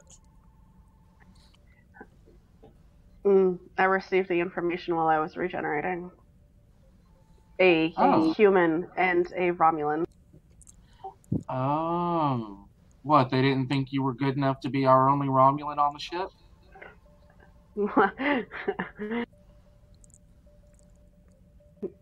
I would attempt to make dark humor at the moment, but I fear you would not respond well to it. And you are correct. Save the dark humor for... And I'm gonna point to like a section on the console where I've been to Jonas. This section here, if I'm unable to be revived from stasis, give it to the new science engineer or science officer. And I believe with your temporal knowledge and everything, he should be able to help. He has made scans of me. He has he? Well, that was fast. Ha! 19 just kind of like looks confused. There was a temporal incursion. He needed to take scans of the situation. And after we make you feel better, we'll go over jokes at another time. I was I am aware of jokes. I have told several. Mm-hmm. What you said was not a joke. It had no punch. We will, right, we'll go over that later. I'll have an entendre. Make it a double.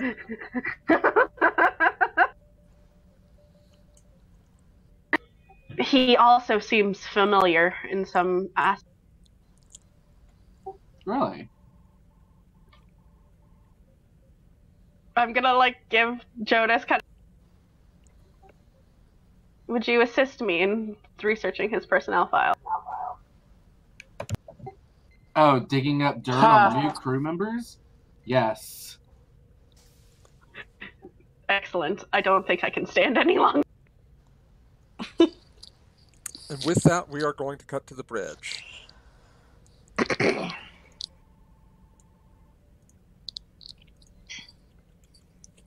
What's going on, eh? Yeah, what's going on? Something about making a call to Starfleet Command?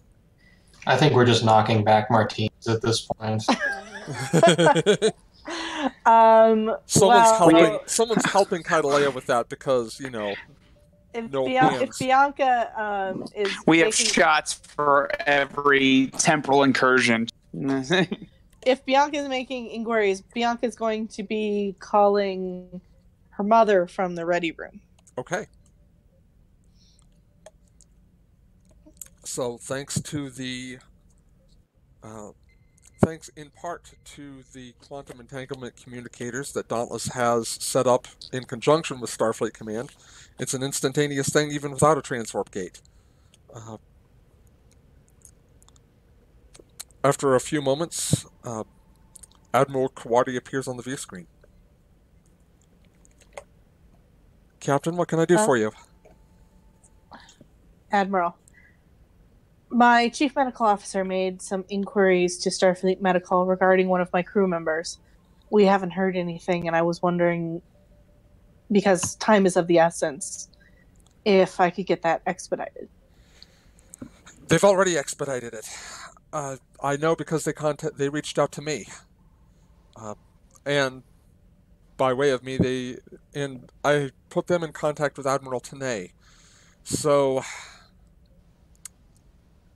it's taking a few phone calls, but we've got someone on their way out. Good. When can we expect them? That is the question, isn't it? They'll be traveling a little ways, if you'll forgive the pun.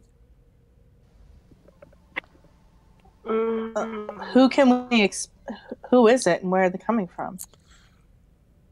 Well, for situations like this, I just completely logged out of the game. Bear with me. For situations like this that have not come up often, but have come up on at least one occasion, we have called upon agents from 29th Century Starfleet. Okay. So when I say it may take a little while, it may take them a little while, and well, if you'll forgive the pun, they're likely to arrive in the nick of time. Well, I hope that's soon, because we don't have a lot of time. I understand. Thank you, Mother. Of course, daughter. Godspeed. Also, who decided to send Troy out here? Ambassador Troy. That was the Federation Diplomatic Corps decision, so... Is this really that important? The admission of the fellow Thrix into the Federation?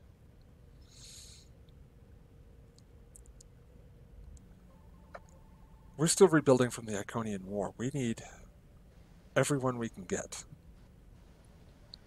to join the Federation, and to a lesser extent to join Starfleet. It's going to be a while, of course, before the Felothrix are ready for that step, but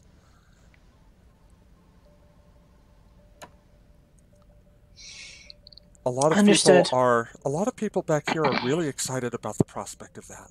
They would be the first race outside of the near Beta Quadrant to join the Federation. Well, we can hope. But she got into my head. Oh, I'm sorry, I should have warned you. She's very outgoing. Yeah, I'm still not used to communicating telepathically.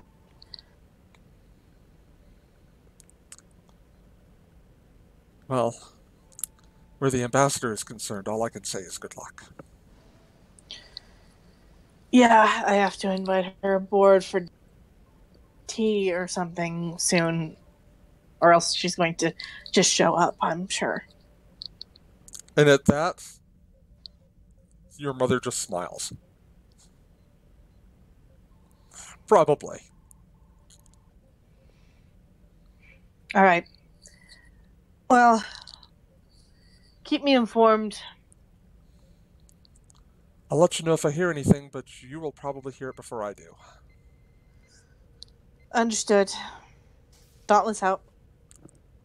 The view screen goes blank.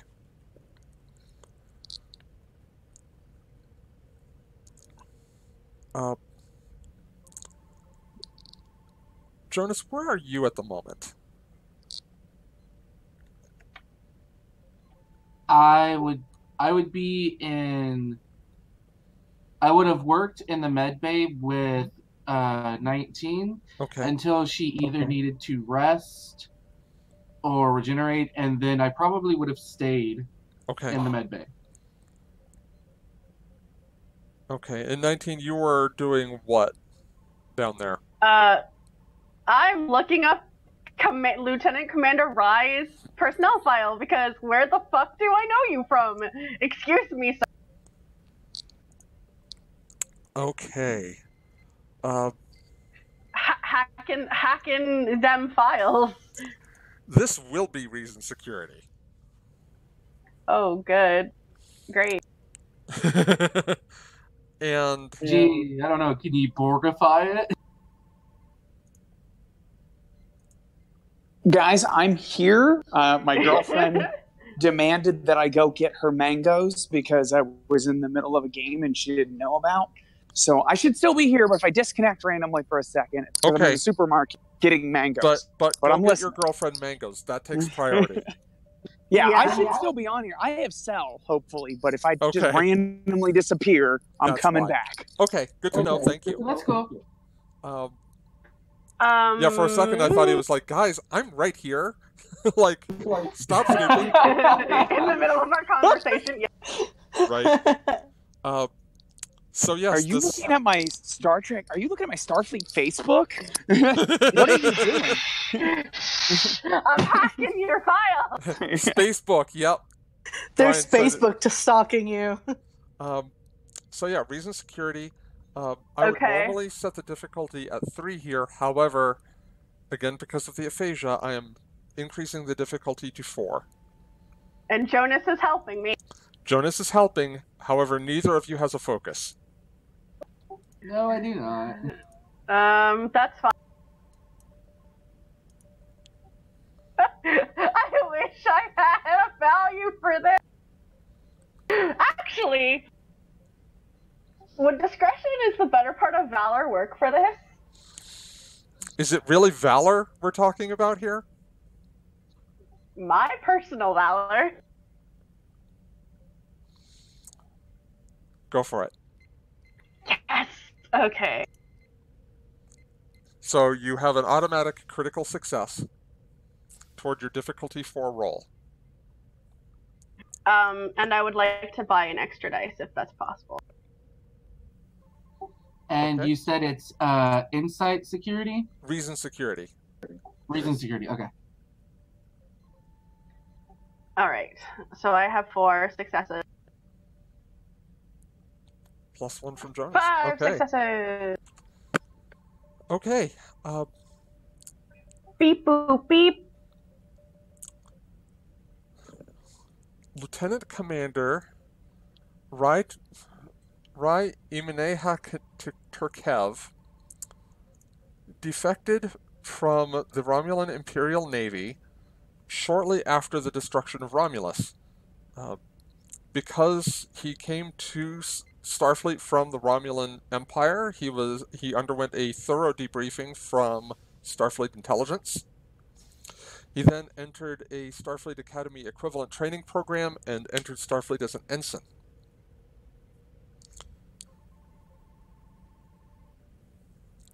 Okay.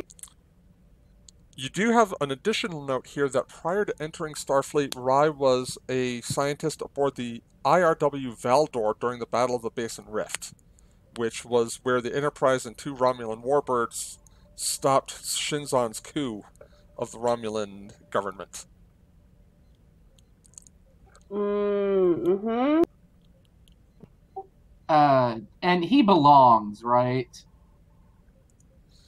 Yes. Okay, just wanted to You make didn't get any. I mean, you haven't been in close proximity with him, but you haven't gotten anything wibbly off of him. Okay, good. No wibbly wobbly. And do I know about the Takev name? Doesn't ring a bell per se. Okay. Actually, I take that back.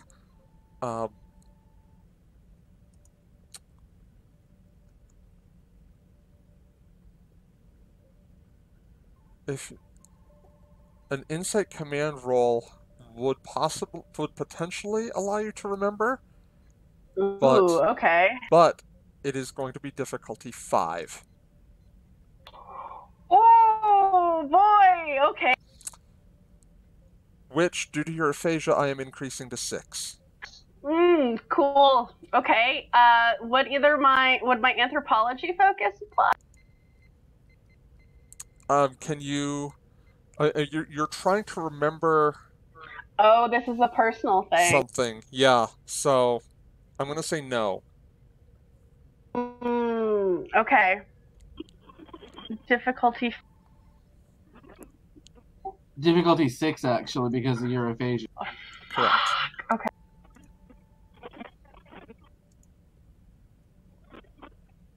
Oh. And you said Insight Command?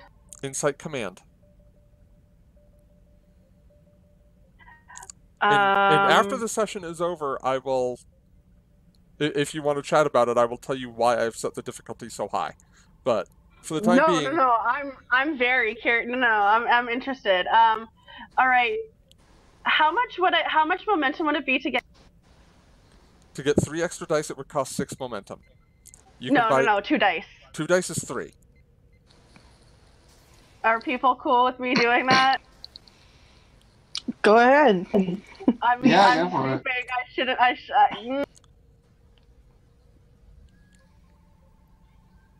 All right, no focus. Still mathematically unlikely, but possible. I can't assist, can I? Oh, damn. 3 successes.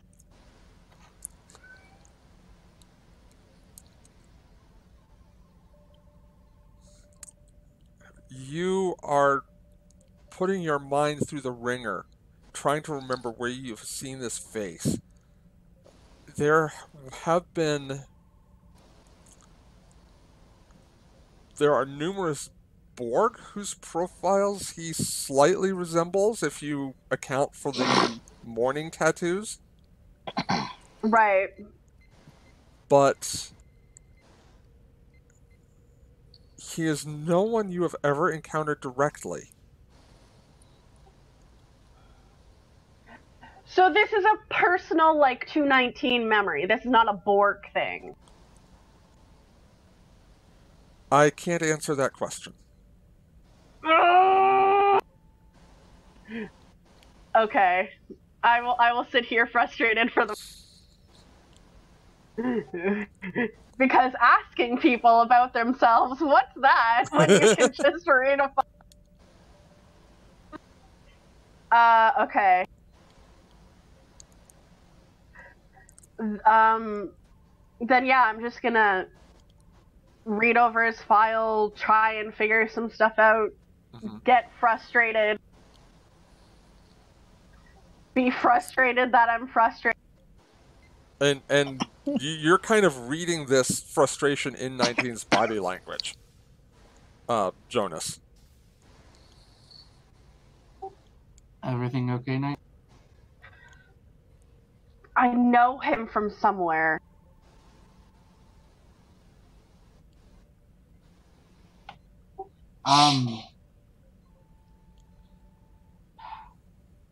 If you want, I could. I don't know how big of a stretch it would be, but I could try and listen for a connection between your two songs. No. If all goes well, I can do the socially acceptable thing and ask. You mean instead of hacking into his personnel files? It wasn't difficult. No, it wasn't. If they wanted to keep me out, they would have made it more difficult. To be fair, you have Borg algorithms, though. It's like trying to keep a kid out of a candy shop. Starfleet should be prepared for every possibility. I don't know if Starfleet understands Borg algorithms. Oh, they do not. From the amount of Starfleet personnel that I have in my head, I can tell you that they severely underestimate. Do you know exactly how many Starfleet officers you have in your head? Billions? That's comforting. Perhaps millions.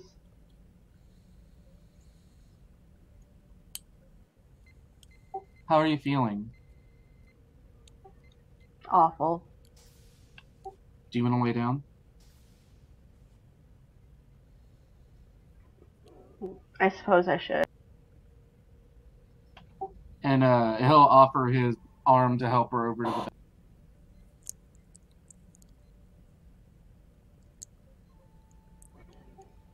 I'm gonna move and lay down on the bed.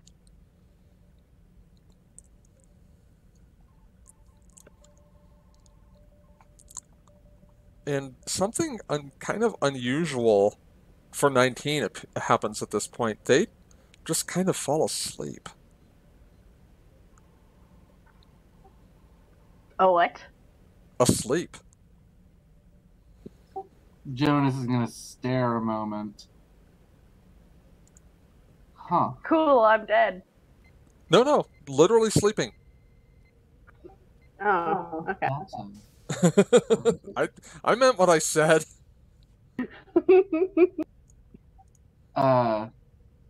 Is the doctor still in the medbay? Yes.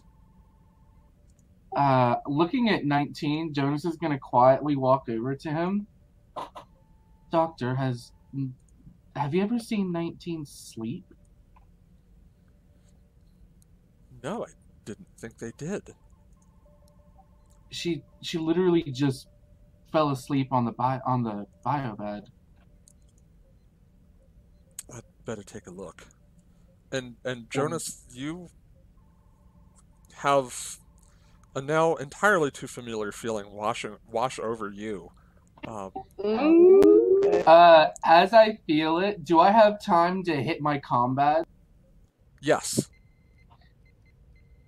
Captain, there's another temporal incursion happening, and I'm going to try and steady myself on the nearest solid object so I don't fall. Okay.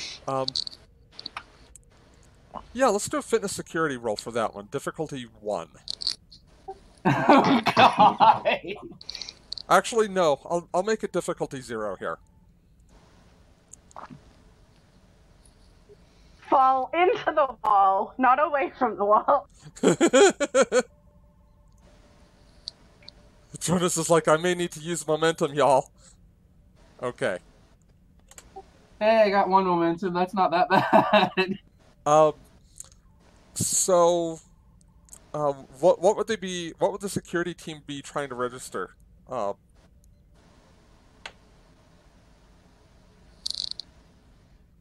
Okay, boss. Sorry, having trouble with my hotkey. Oh, no worries. They are supposed to be periodically scanning for chronoton discharges. Gotcha. They don't pick anything up inside sickbay, but the reason for that is on the bridge, the shift sensors pick it up.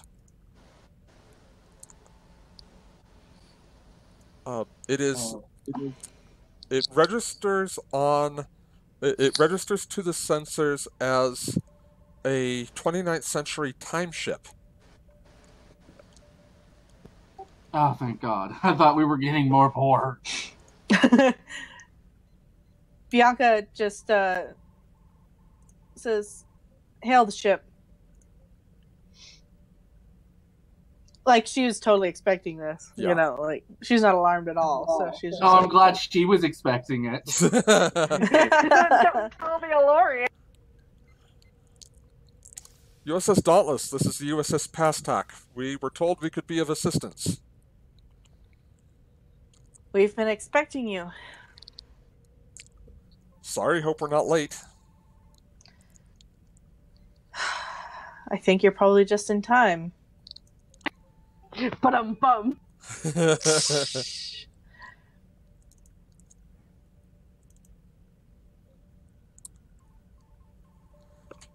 Starfleet, 25th century Starfleet tells us that you've got somebody on board with acute temporal aphasia. That's correct. And I'm thinking you got involved because you have a cure. We do. Have you heard anything? Have you heard of temporal reintegration, Captain? No.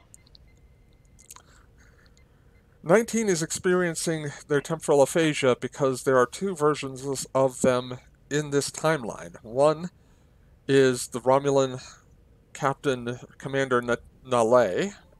The other is 19. Through temporal reintegration, we merge the two people into one individual who retains the memories of both. I did tell Jonas about this, but I don't think he told Bianca. Bianca is just kind of like, she's going to sit there and like try to wrap her brain around it for a moment. Before saying, I hate temporal mechanics. And she goes, well, that would mean that we would have to have the consent of both parties.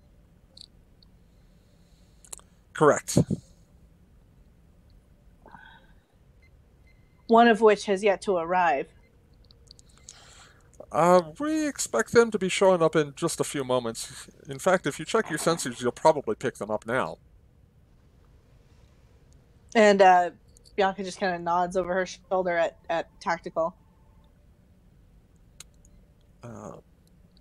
Moreau, if you want to do the honors, it would be a reason security.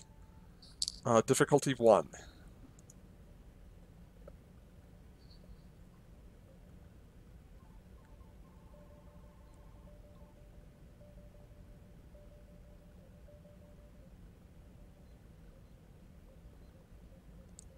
Still there? Oh. Okay, if he's not here, then we'll have Gunny do it. Yellow, stand by. Okay, there you are. I accidentally jumped back into the wrong voice channel. I was trying to click something else on another screen. Oops. What did you need to roll? It is going to be reasons security. The difficulty is going to be 1, and the Dauntless is going to assist. If someone will roll for that, it'll be sensors security. Okay, I can do that. And actually, that lowers the difficulty to 0 because of the Dauntless's advanced sensors. But no successes. Okay. Be right back because this water's going right through me. Stand by. Okay. Roll for the ship. Do I get to roll for the ship because he failed his roll? Yeah, I think it's a little bit different when the ship rolls. I'm not. You do not. Oh, If he then doesn't, never mind. if he gets 0 successes, you cannot roll for the ship.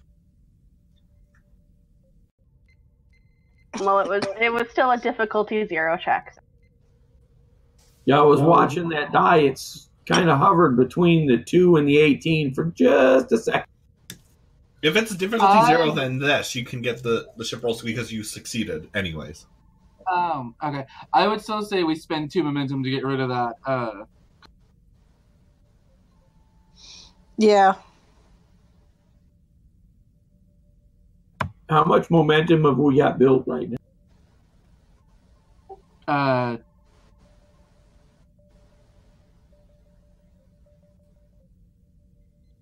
Ooh. I see it. We only have 2. Yep. That's fine. Okay, I'm back. What'd I miss?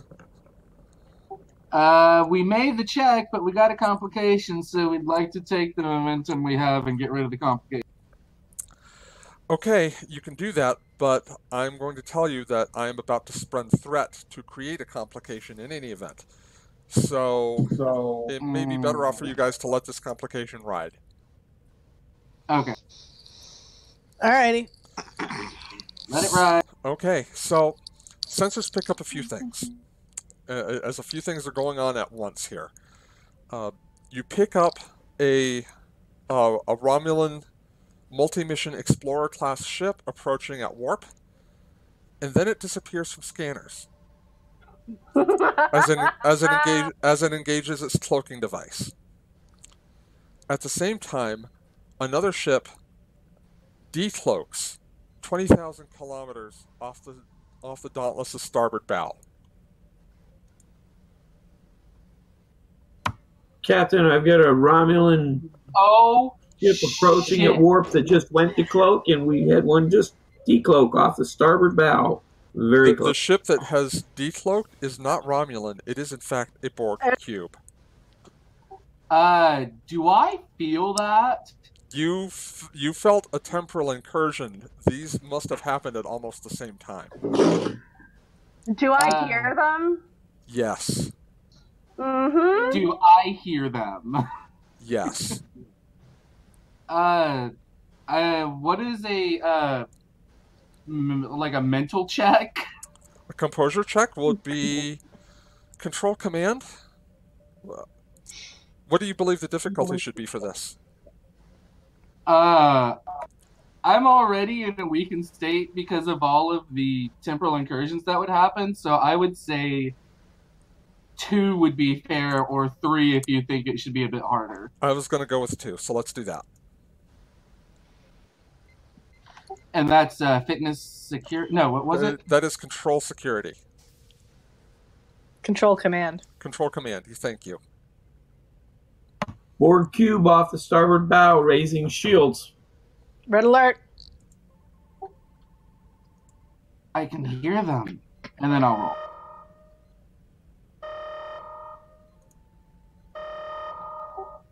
Nope. I don't make that. So the first thing Jonas says is, I can hear them. And then, Jonas, you hear them. And it's like the first time you saw 19, only impossibly loud. Welcome to the collective, bud! And 19, what you hear is soft, almost seductive. 19 of 30. Tertiary adjunct of Unimatrix 652. We have come to retrieve you. Welcome home. Oh, shit. Good. The Borg ship is hailing the Dauntless. On screen. On screen. While she's talking, I will begin to do electronic countermeasures on our main computer to prevent the Borg from gaining control of the ship. May seem paranoid, but I'm paranoid. You can't be too paranoid where the Borg are concerned. Ask the crew of the USS Valkyrie.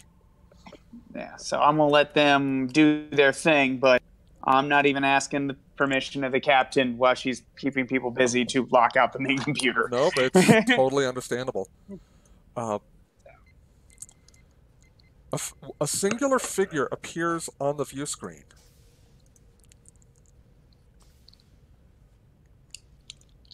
And says, "I am Tyrannus of Borg. I speak for the collective aboard this vessel. We have entered your dimension to retrieve one of our drones who was thought lost to us.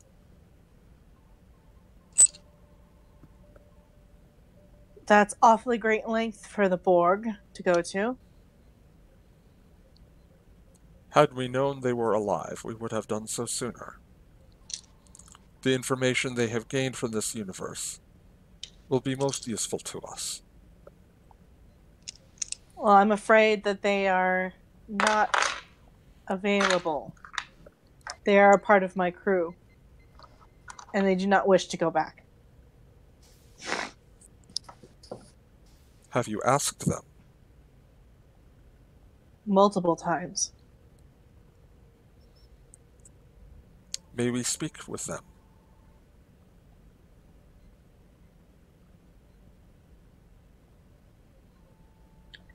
Aren't you already?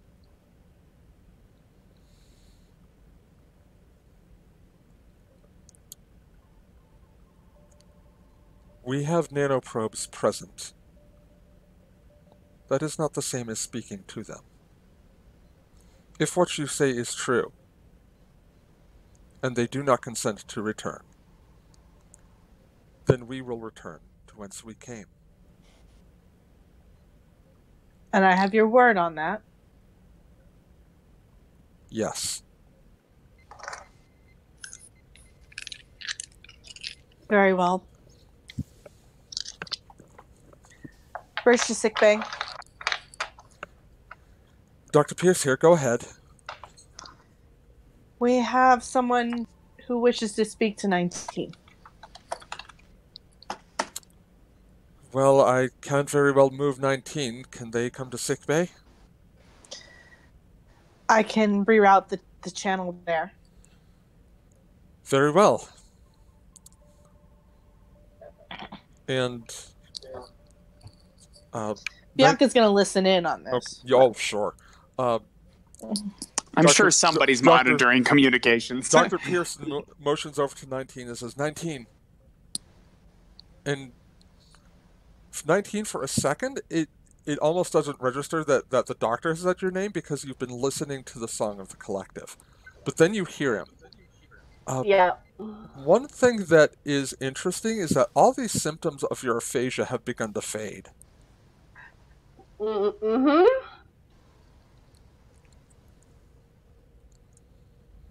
19, there's someone who...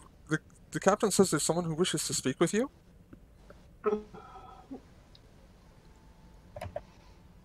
I'm gonna make my way over to wherever the console is so I can... He's basically calling you into his office so that you can, like, sit down and use the console there.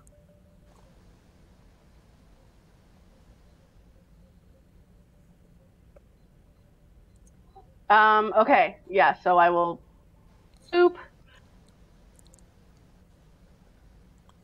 And on the view screen is a Borg drone who you realize has been programmed to act as a spokesperson for the cube. Traditionally, do I know their original designation? 30 of 30. It's my boss. Hey guys, it's my dad. And you also know, of course, that traditionally Borg will create a spokesperson, as it were, when they feel a need to negotiate with races that might be intimidated or put off by just the collective. Like if they need to do something more than just announce you now service us, they will do something like this. Especially since we don't have a queen. in our class. Right. But and unlike the Queen, this is a spokesperson with no actual necessary leadership role. Like he communicates the collective's will. Okay. Like locutus was used. Precisely. Okay. I will just accept the message. 19 of 30. Tertiary adjunct of Unimatrix 652.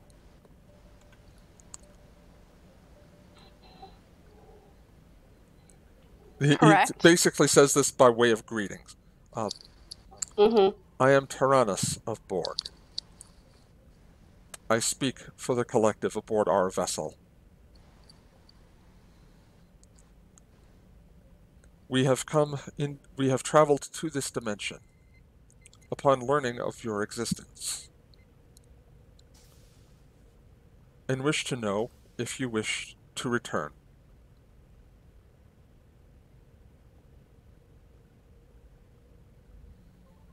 I hate you, Dawn! Oh!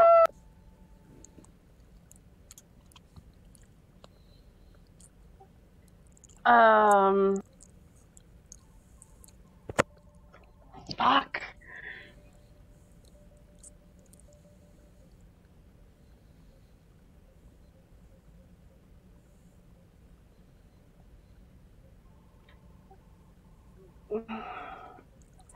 How bad? I feel better right now, right? Somewhat, yes. More functional than you felt since you were confined to sickbay.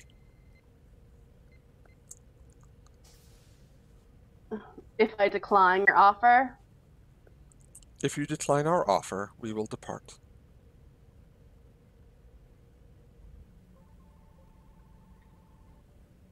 It is unusual for the collective to go so far for a single drone.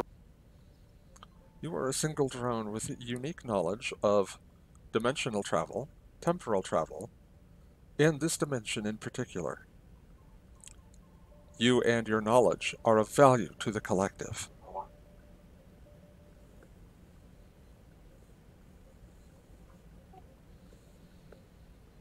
I do not wish to rejoin you. However, I do wish to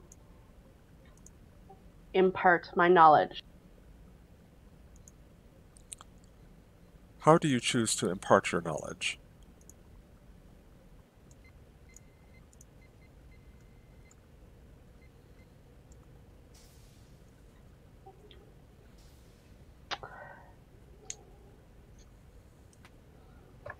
Leave me aboard your vessel so I can integrate with your system. Very well.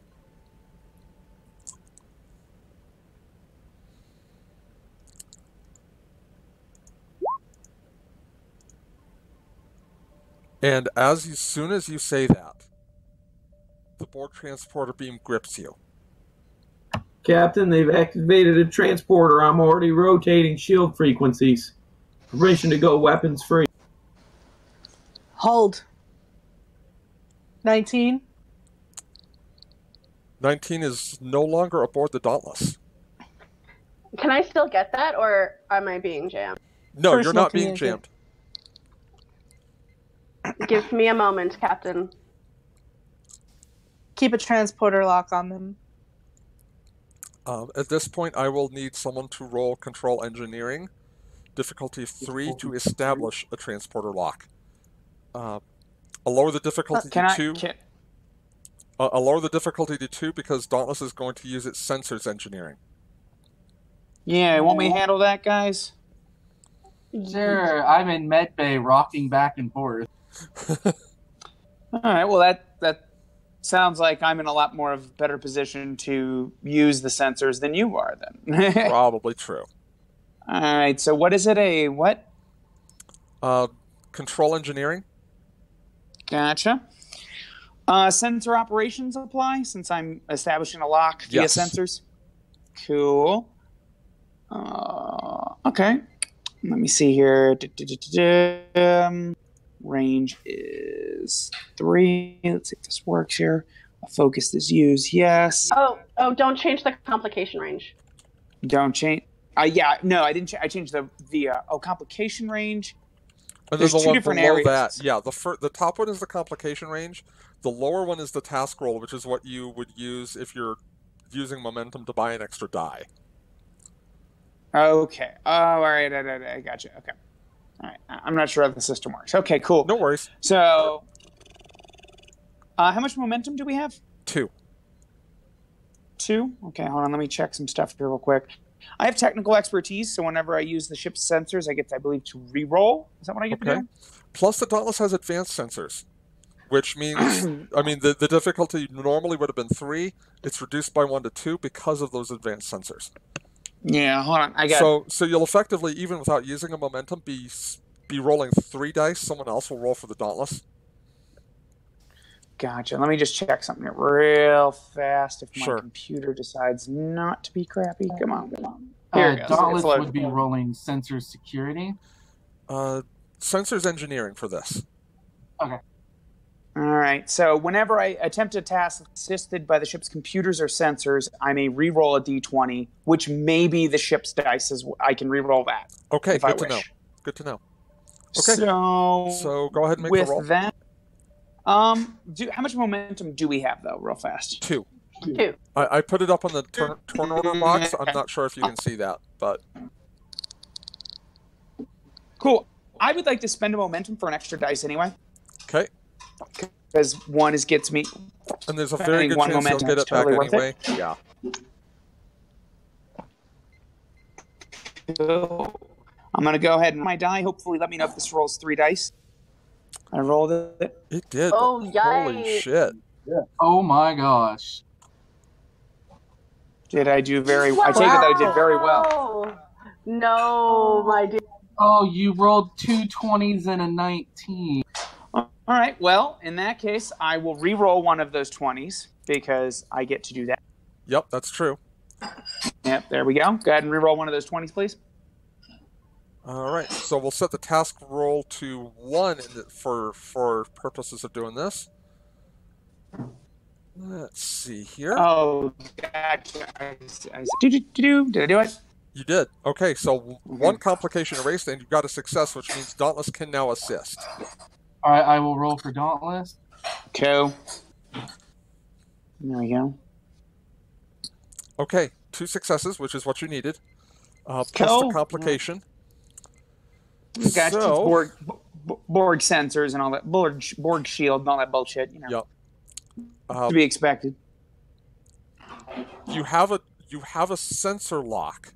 This is the complication. You have a sensor lock on 19. You are unable to establish a transporter lock due to the Borg's magnetic field, magnetic interference. So if we needed to beam someone to her, we could. We just can't beam her off. Right. Well, you would Cool. need to fly if you remember Best of Both Worlds Part 2, they had to fly a shuttle inside the Borg's magnetic shield. Okay. You would have to do something Gotcha. similar. And then Could we remote pilot a shuttle like that? It wouldn't be the first time Dauntless has used a remote shuttle. Cool. So I will tell Captain. I have a lock on her life sign, but the magnetic interference from the Borg cube prevents us from beaming her out. However, we can always move the ship and or a shuttle inside the magnetic field, which would allow an easier transport to her location. As the Borg do not assimilate individuals, they assimilate groups. We might be able to send a lone agent or 2 to recover our missing officer. Stand by for now. Aye, aye, Captain.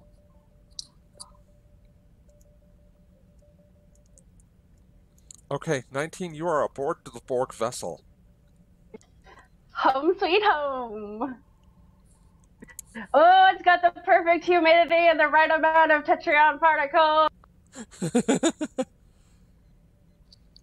And the aphasia seems better here than it did on Dauntless. The symptoms are almost completely gone.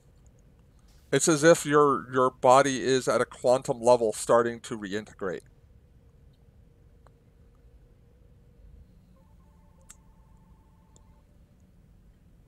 All right.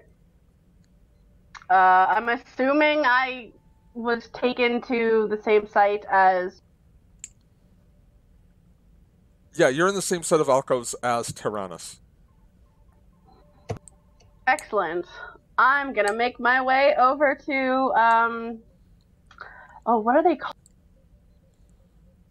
Like the data ports with like the large screen on. Okay, yeah. And I'm gonna start, like, without even like permission or anything, I'm just gonna start inputting like code. Okay. And I'm going to wait, and then I'm going to basically interface like I did with that one drone, okay. and let them suck up the knowledge. Okay. Just walking over there, sticking your data port into every computer that'll take the information. Like R2D2. Like yeah. So what data are you transferring specifically? Everything. Okay.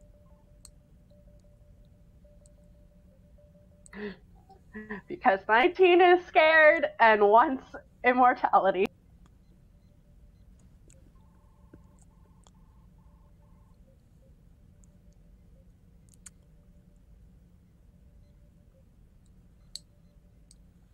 I'm going to spend 2 threat. Mm-hmm. And 19, I'm going to have you give me an insight science roll. Mm-hmm. The difficulty here is going to be 1. You are very clear-headed at this point.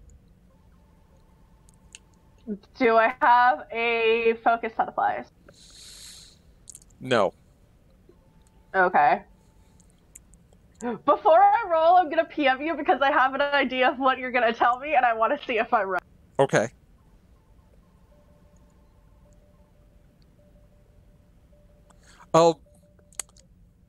So, FYI, Lieutenant Moreau, Borg have advanced transporters, which allow them to transport through shields, even with rotational shield modulation. Yeah, you got the difficulty. Let me see what. No, not it. Okay. But that is also a thing. It is a thing, but it is not a thing that the Borg have. What you detect, because you are in their system right now, is that the Borg are attempting to return to their own dimension via the means that they arrived. Okay. And that they're basically spooling up whatever they used to get here to go back.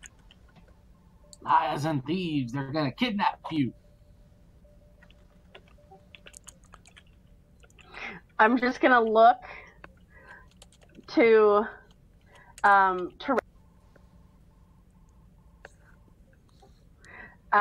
I like detect that information, and kind of smile.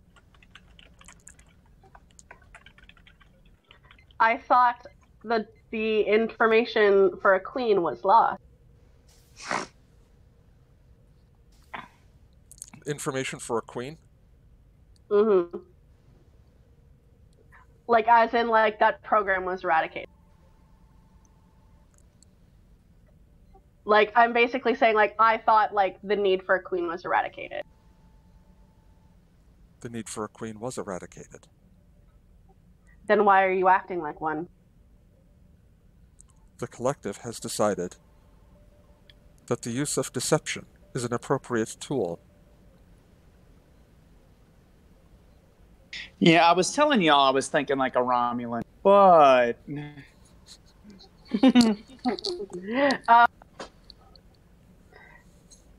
It seems the collective has adapted in my absence.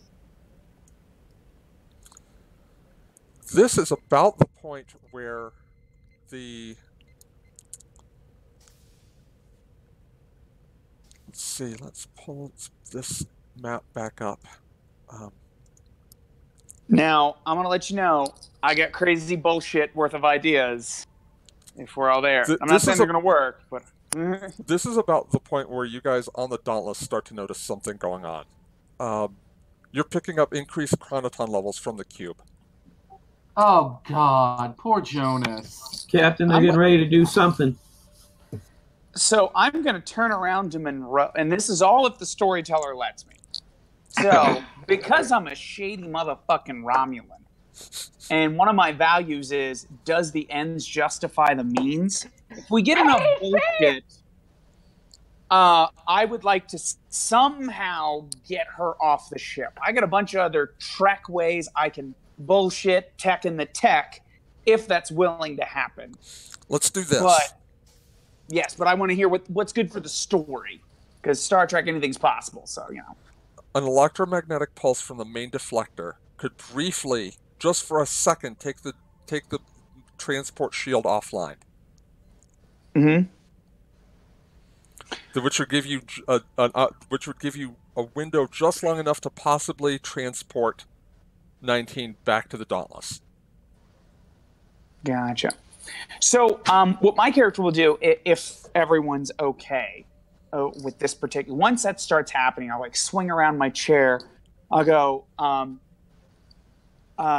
since he mentions, the chronoton particles are building up, I'll go, Lieutenant, perhaps a focus burst from the main deflector will disrupt their field long enough for us to beam her aboard.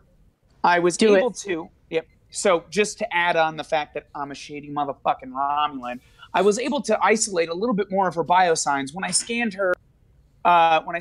In the med bay, which I think just for on the meta level of Star Trek, little inappropriate, but I totally did it, and that will help us isolate her signature a little better.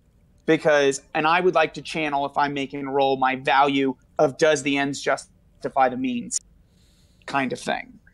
Okay. So I'm going to channel that somehow because I was slightly shady earlier in the episode as a dramatic reveal. Okay, nice. So here's what we'll do. We'll have you do a control science roll. We'll have the Dauntless. We'll have the Dauntless assist. I don't The know. difficulty here is going to be 3. The Dauntless will assist. I'm going to say with computer.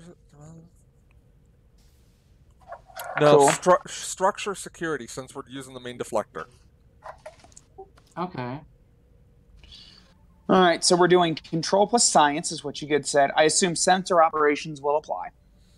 Not for this. Okay. Not for this. You're using the main deflector in an offensive capacity. Gotcha. Were you burning your determination for this as well? Yes, I'm going to burn my determination to buy a phantom dice that gets a 1. Yep. So you've got a critical success.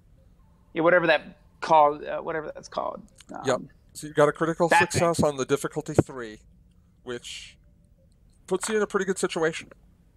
So I'm rolling. How many momentum we got left? 1. You know what? I'm not gonna spend it. I'm gonna risk it. And I'll go ahead and roll. Okay. So go ahead and roll, but I'm gonna let Moreau assist. Sounds good. What was it I have you rolling? Control science, I think? That's what I am rolling, sir, yes. Okay. Actually, Moreau, your May I main role going to come control security? Yeah, for your assist, I'll do control security. Sounds good. But no focus on that assist. The deflector kind of being a science/engineering system more than a tactical system. Right, and this is an assist, so it's 1 die, correct? Correct. Yep, you got it. Cool. I'm going to go ahead and roll what I did, guys. Did it roll? The ship is rolling? Yeah, it rolled. Yeah, it rolled. Another complication, my goodness. So 2, 3, 4, 5 successes. Is it possible to use the momentum that we just gained to cancel out that complication?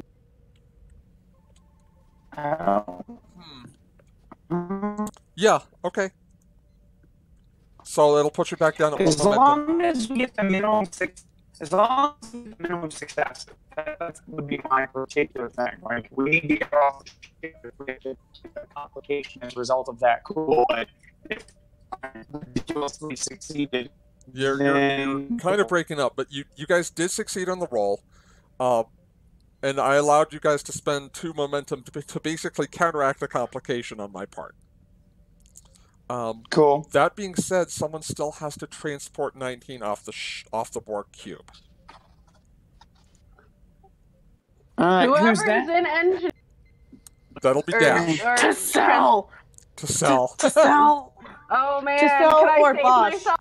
To sell or Bosch. One of the two. Oh yeah, get Bosch to do it. Bosch can do it. Yeah. What is it that I'm doing?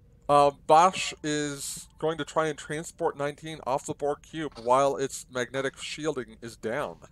Sweet, time to crack my knuckles. And this is good time to use a determination if you got it. He do got it. I do still got it. Because it is going to be another difficulty 3 roll. Using control engineering. I see what that. Alright, control engineering. Spend that point of momentum if you need it to give you a third die if you need it. And the Dauntless will assist. Let's see what the Dauntless will assist with. Dauntless will assist with computers engineering here. Okay. Alright. And I don't believe I have a focus that applies here. Nope. No, nothing about transport. You did mention you spent the determination, so you'll have an automatic critical success. Alright. Yeah, let's spend that momentum to save 19, shall we? It's a good cause for as it is any. Good use Oh, for it as you any, guys rather. like me. Yes. So, task roll 3. Yes. Alright, here we go. Oh, bless. 4, 5, 6 successes. 7 successes on a difficulty 3 roll. Bless. Nicely done. These nuts. Bless these nuts. Vote for president. So, the moment the deflector pulse hits the Borg cube, Bosch, you are there on the transporter, energizing. And meanwhile, on the Borg cube, 19, is there anything you would like to say as a parting words to Tyrannus of Borg? Yes. So I said, why are you acting like one? Yep, and those will be it? Or no, the collective, did he reply? yeah. Or was there Yeah, he replied, the collective has found deception to be useful. Which is where I think you said you've evolved since I've been gone. Yes. And your response? So like I imagine there's like a slight shimmy as like the magnetic field goes. Mm-hmm. I'm going to remove my extraction tubules from the data part forcibly if I need to. And I'm just going to look at him and just kind of tilt my head and be like, resistance in this case is not futile. And then, peace.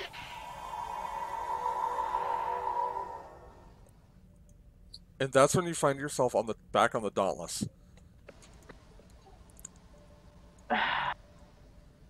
You're receiving a hailing frequency from the Borg ship. From which ship? The Borg ship.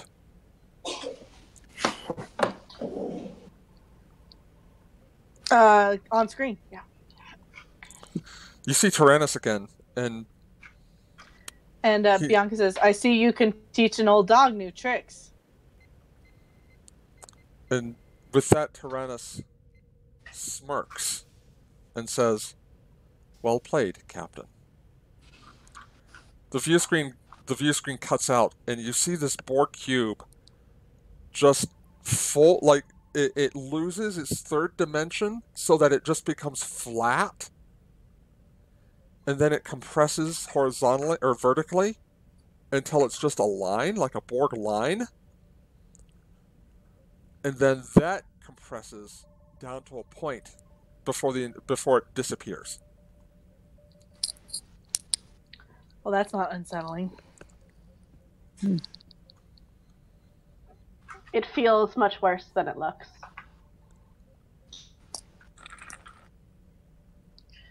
I believe it. No, if you'll excuse me, and I'm gonna faint. Oh, Jonas beat you there a while ago. Get them to sick bay. I'm already in sick bay. I passed out. Did we beam 19 to the bridge or to a transporter? I'm just curious. To the transporter on the bridge. Gotcha. I will then state the obvious and go, Captain 19 has fainted, and then go back to my duty. Well, could you help them to the sick bay then?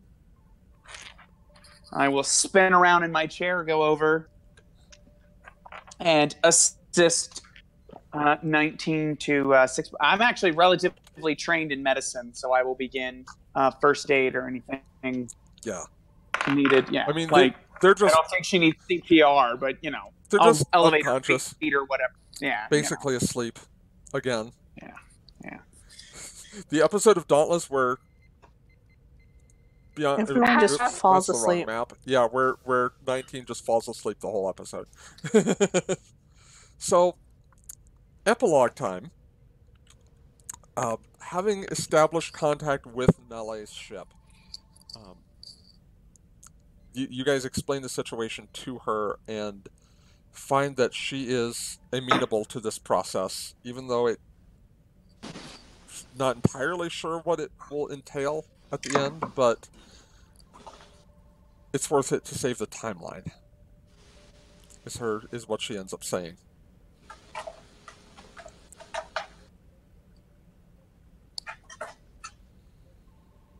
Uh, 19 will impart several times that doing so will forfeit her current.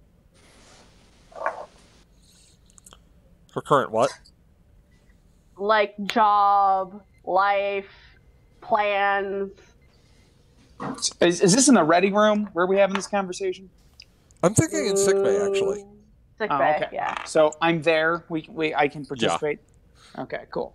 So the conversation is about merging her with her with Nelle, who is also there. Oh. It's them from this timeline.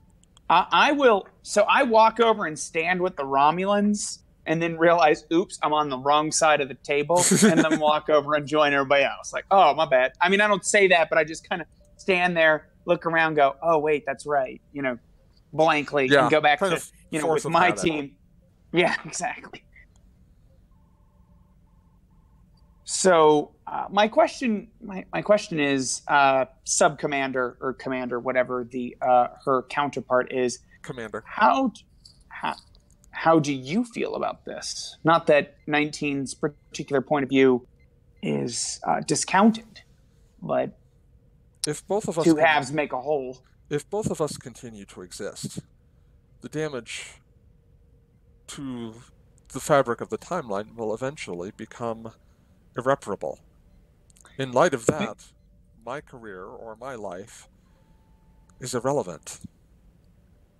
Is this person, remember, the Star Empire or the Republic? Republic. The Star Empire there's not much left of it these days. Okay, gotcha. Okay, so they barely have. Their navy is like 5 ships and a beat up freighter at this point. Oh, okay. Well, there you go. Yay! All right. So then my secret question myself is clearly a Tal Shiar agent because everyone is, but. Ignoring that. Okay, so I don't have to ask why she's suddenly being so altruistic. All right, cool. Because Republic, yeah. Yeah, Although, give me an insight command roll. Difficulty 4. Me? Yes. Oh God, I'm not sure if I'm good at this. Insight. I'm not very good at command. Unless it's sociology or forensic, I think I'm on my own here. I think you are on your own. All right, I rolled. Okay, 1 success out of 4 needed. So the name rings a bell, but you can't place it. Well, that is very frightening to me. I will to myself, but not say anything.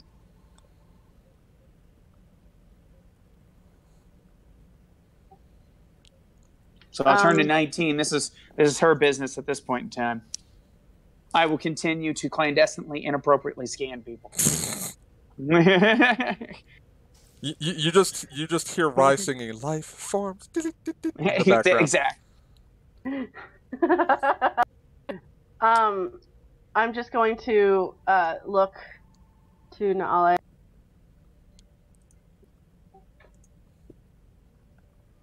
I feel I should apologize. And Nellie just... Why? What have you done wrong? I am ceasing your existence. I will still be me, with your memories. It is your existence that ends. Are you okay with this?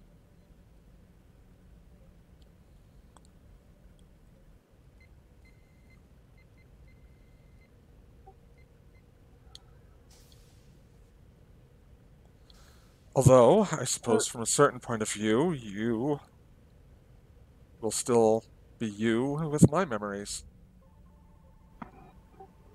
It is circuitous. Which means we waste time by arguing about it.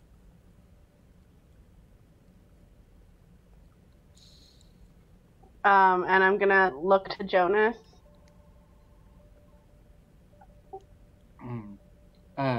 Jonas looks like he's seen better days, but he's watching the pair of you intently. And he nods with a small smile at 19. I'm gonna move over to him.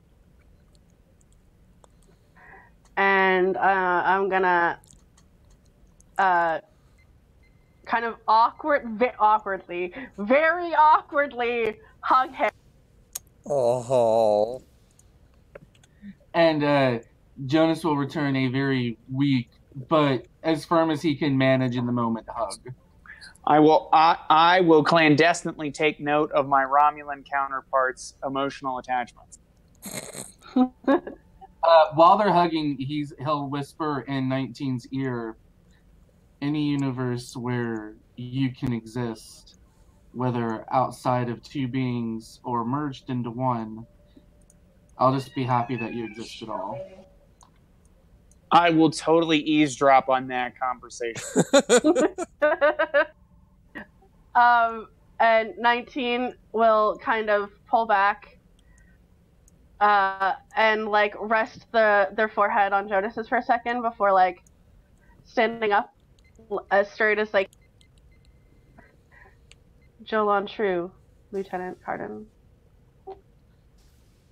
Jolon True. 19. I feel like my character needs to say Mazel Tov. I feel like we're Romulan up Mazel Toving at this point. So. And I'm gonna move over to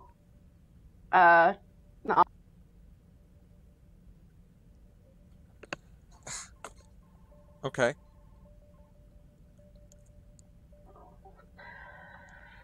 I believe we have a 29th century ship. Oh, wait. There's a 29th century ship here? Okay. Never mind. Keep going.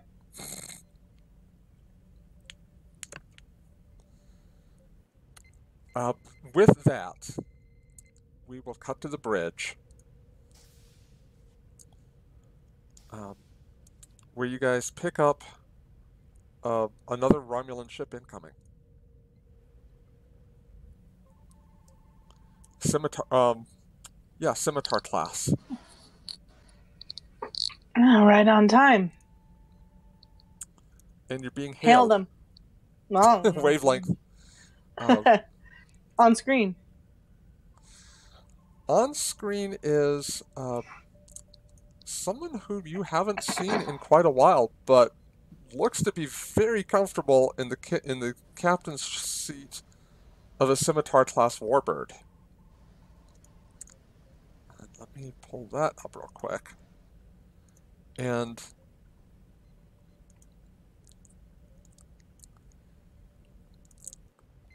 as she appears on the view screen, she says, "So, I do want to kill some Terrans." Oh, I'm so glad you decided to come and play. I wouldn't say no to something like that. Been giving my Dauntless a hard time. She's my baby. Good to see you too, Captain. And that's where we will close out for the night. Nice. Can Jonas pilot the scimitar, please? You got to understand the Riemann language is very complicated. I'm not sure if you'll be able to understand it. That's okay. I got it. I can take command. We can totally trust me. And you did this whole thing where you're like, I'm being a shady Romulan. Because I'm a Romulan. That's like calling a white person white and privileged. Duh.